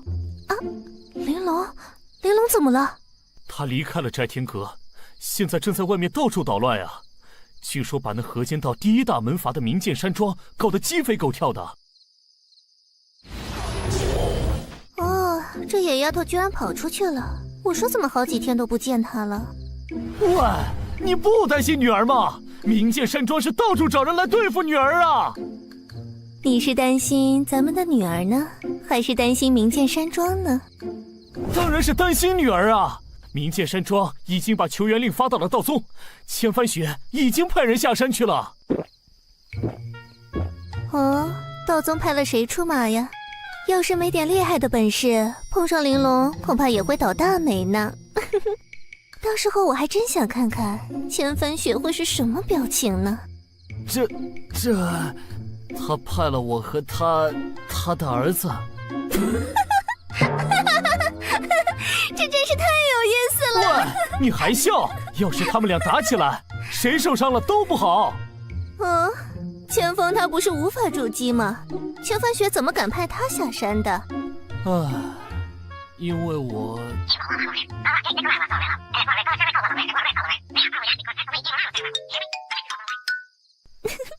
有了你这个天下最强的圣尊当老爹，你的孩子就像是天生带挂，抽到了一手王炸呀！喂，你怎么还笑得出来？他现在根基抽过，也能和元阴镜战个有来有回，你就不担心我们的女儿会受伤吗？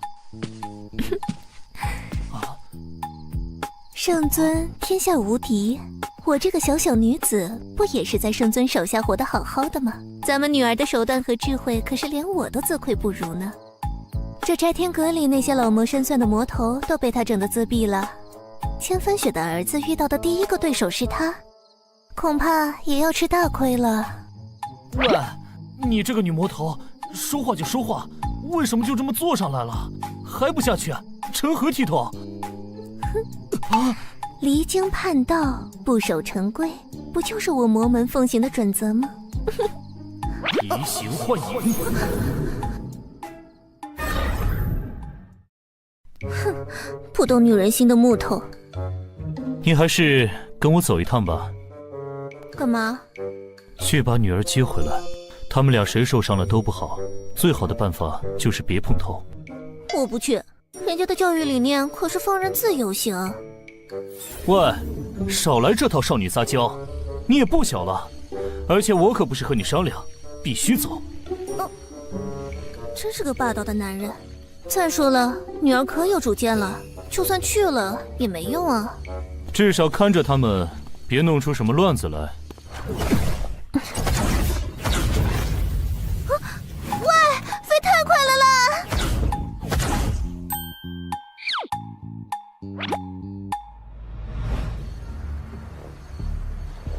到了。天剑山庄是江南一带根源深厚的修真世家，可以追溯到400年前五龙争珠的时候，一直保持中立，对外也非常低调。我们至今也没有探明他们的底细，他们背后的势力还未出手，便求助道宗等派前来援助，背后也有不少疑点。啊，我们快去！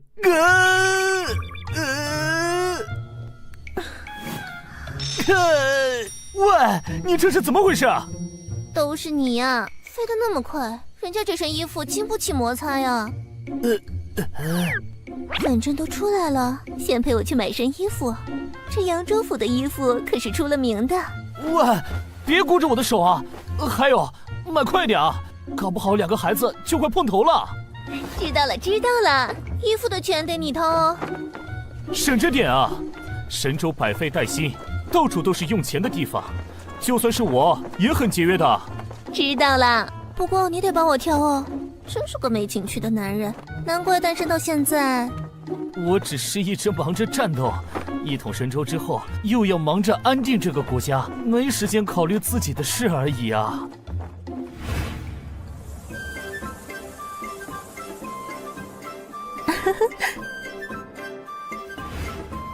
你挑好了没啊？别忘了我们此行的目的啊！女人挑衣服当然得花点心思啦。这件怎么样？穿什么都行，挑好了就快走。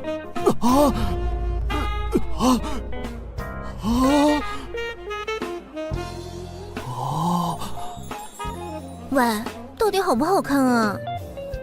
女魔头就是女魔头，难怪当年迷乱了那么多英雄豪杰。可就是迷不了你呀。到底是人家的魅力不够，还是圣尊你有别样的兴趣？啊！你想什么呢？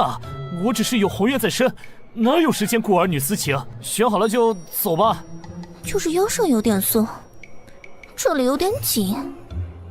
唉，没有它适合我的尺寸呢，果然还是要定制的才行。那就等把女儿的事情处理好，我再给你定制一套。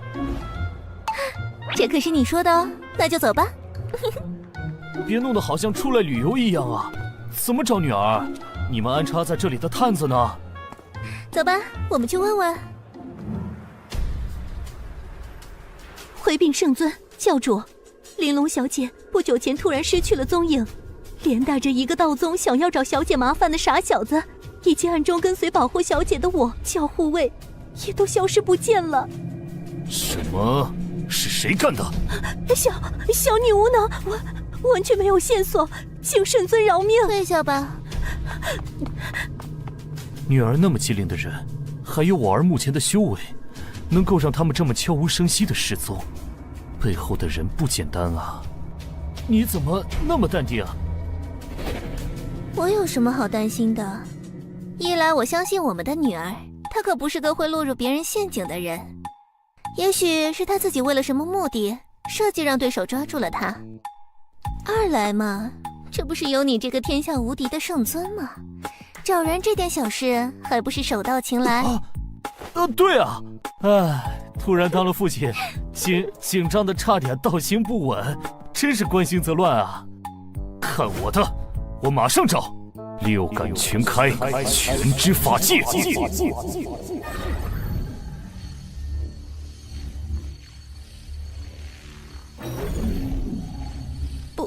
不用这么夸张吧？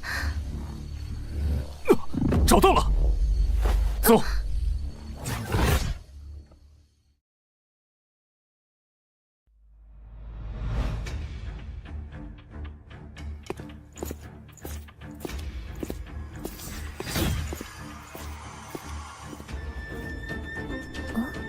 人在哪儿呢？下面。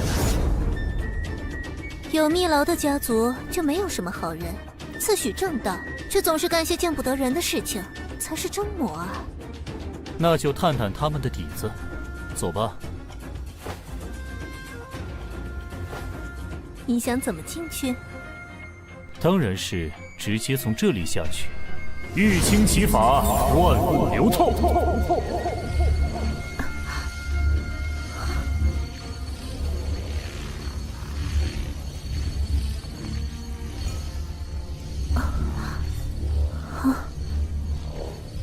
这和土遁不一样啊，是什么法术啊？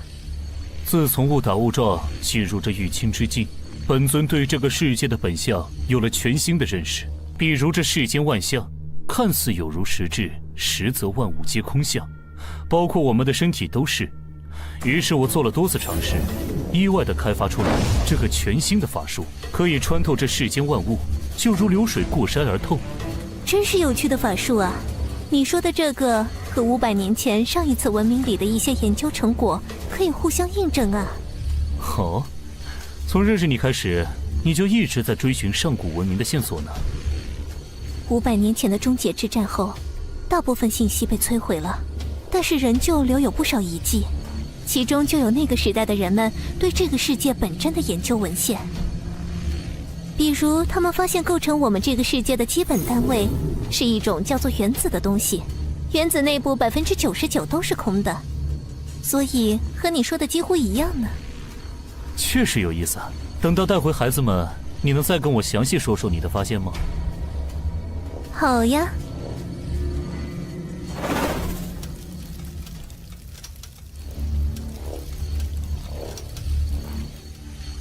喂，这就是你所谓的计策吗？现在被关在这个死牢里面，不就任人宰割了吗？要不是某个人开口闭口小魔女小魔女的，连人话都听不进去，我又打不过你，那我不得带你见识一下真相吗？现在信了吧，这天剑山庄的真面目。对不起。你好傻哦，道宗怎么派了你这么傻的弟子下山？喂，你还有心情笑？我们现在被困在这里，就算知道了真相又怎么样？那现在你愿意跟我合作了吗？就算我愿意，又能怎么样啊？这东西是个厉害的法器，我能分金断铁，但是却始终挣脱不开。你看好了。哇，这是什么情况？我还以为他们会剑拔弩张，风儿性情耿直，居然会心甘情愿地向玲珑道歉。玲珑的修为在这一辈当中也许不是最厉害的，但是要说操控人心的手段，恐怕就大部分老江湖都不是对手。这简直就是一个小号的你嘛！怎么不好吗？做对手确实不怎么好呢，不过要是做朋友或者女儿，确实是极好的，至少不会让人担惊受怕。这样也不太好呢，太让人放心了，不就让别人少了牵挂？你看好了。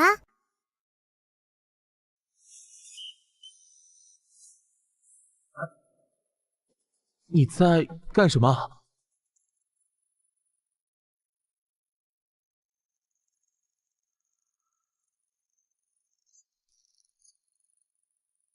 这是什么？是金虫，我从不老虫头那里抢来的。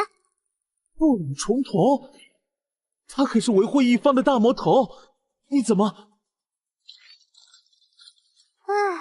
搞定。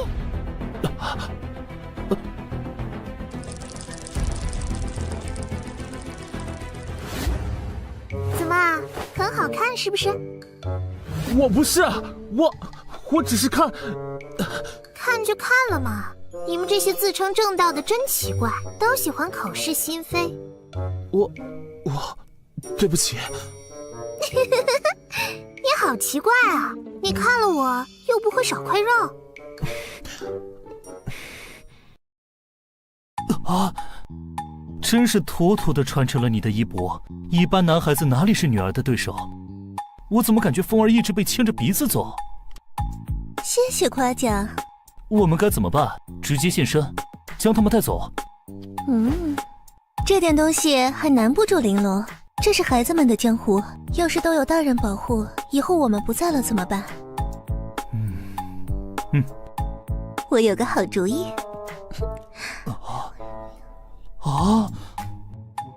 真有你的，那就这么办吧。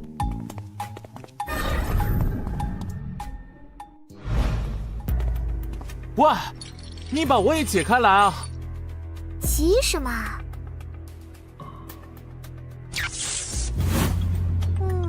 他们在门上施加了雷电结界。切，这些偷鸡摸狗的家伙们都喜欢搞这些玩意儿，一点新意都没有。这是紫霄神雷结界，威力至阳至强，触之五内进坟，神魂震散，元婴境都扛不住，我们根本出不去。你懂得还挺多的嘛。我曾经毫无修为，于是便读道宗典籍寻求出路，其中阵法一门也颇有研究。你读书读傻了吧？这种破阵怎么可能拦得住人？捂好耳朵哦。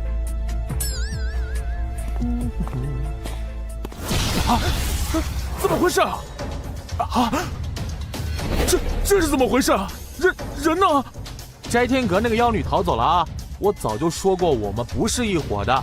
放走那个斋天阁妖女，要是引来叶焕焕，你可是死罪。我是道宗弟子千方，被这魔女陷害，一并被抓来这里。快，带我去见庄主，我来替你作证，说明一切，保你不死。好，谢谢兄弟了。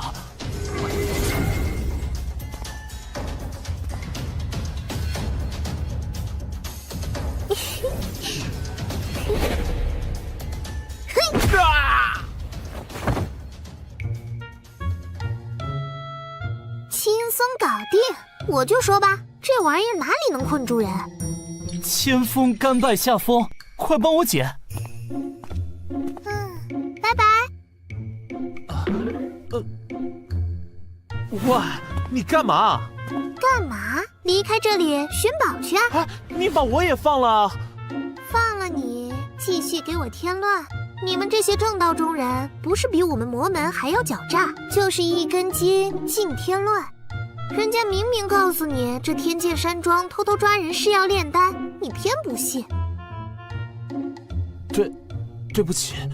切，你这种刚出山门、初入社会的乖宝宝，没想到的事情多了去了。是我天真了，我没想到天剑山庄自诩名门正派，竟然会做出此等勾当。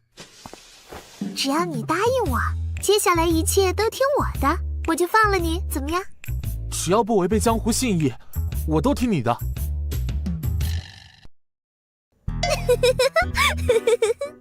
你笑什么？我爱笑就笑，要你管。再啰嗦一句，本姑娘就不管你了。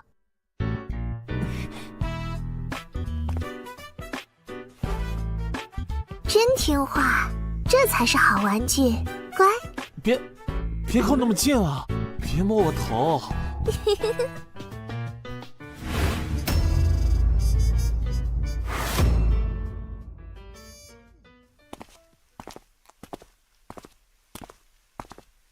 千锋，是你吗？啊，果真是你！快把我放出去！他是谁？一个熟人，你怎么也被抓这里来了？这个嘛，我和师兄回门路上误打误撞进了一处山洞，发现里面有人拿活人炼制人傀儡，师兄不听我劝，直接出手了。结果刚发现那里和天剑山庄有关，就被一个神秘高手抓来这里了，真是笨死了。我反思，那么你们能不能放我们出去了？他也挺厉害的。哦，这么巧的吗？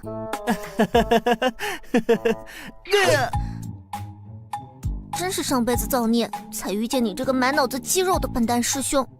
哼！妹妹，你把我们放了，我们都听你的。这天剑山庄高手如云，多一个帮手也是好的嘛。好吧，不过先说好了，要是找到宝贝，不许跟我抢哦。成交。你们等我一会儿，我拿下我的包包。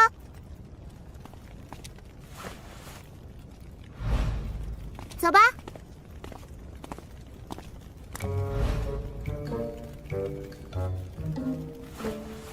喂，你到前面去探探路。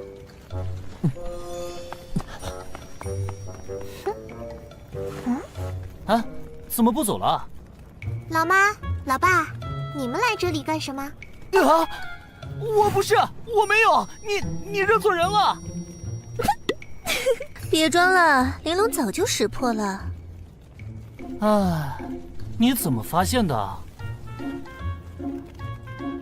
上次见到你的时候，我就在你身上撒了这个子母春伞呀。你看，这虫子扑腾扑腾的，就是嗅到了你身上的味道。更何况进来的时候我就观察过，隔壁是一个中年大叔，根本不是两个人。老妈，爹是用了什么法术进来的？回去告诉你。那么你们是来抓我回去的，还是来陪我玩的？玩？你到这么危险的地方，居然是为了玩？你知不知道这很危险？是。唉，这天阁他没有同龄的玩伴，所以他总会自己找乐子，比如找些刺激有趣的事情做做。不寻根究底，绝不罢休。与其说他爱玩，倒不如说如果没找点东西玩，他也不知道自己该干些什么。这孩子自小被叶欢欢放养，也没什么同龄的朋友，孤单一人想找人玩，一定很寂寞吧？爹当然是来陪你玩的了。好啊好啊，可不能告诉那个傻小子哦，他可是无敌玩具哦。这小子遇上了这丫头，被吃得死死的，也不知道是福是祸。可不能把别人当玩具哦，可以做好朋友嘛，知道了吗？欧啦欧啦，走吧。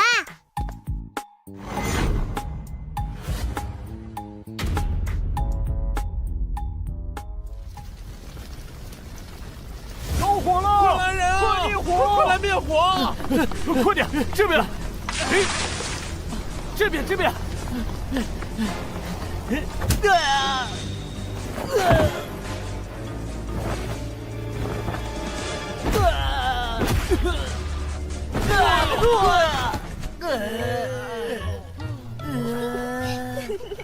喂，你们是哪一门的？还不快去救火！账房在哪里？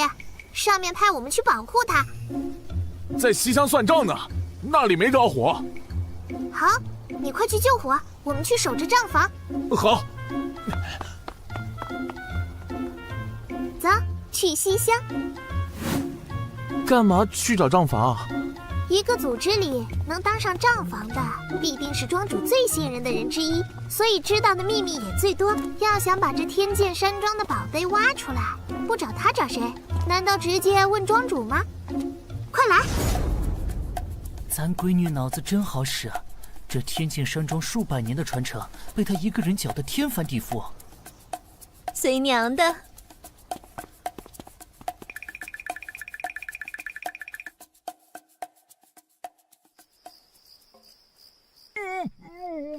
大规模的人口买卖做成活人试丹之用，难怪天剑山庄的丹药品性冠绝江湖，还出了如此多的高手。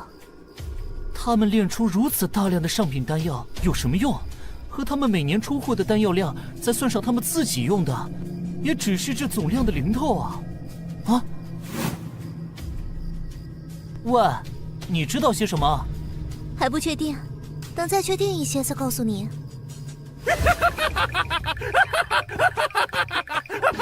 住手啊！我真的不知道庄主的密室在哪里啊！我只是个管账的。喂，你来，酸爽加倍。这，你可是答应过人家的哦，男子汉大丈夫，言而有信。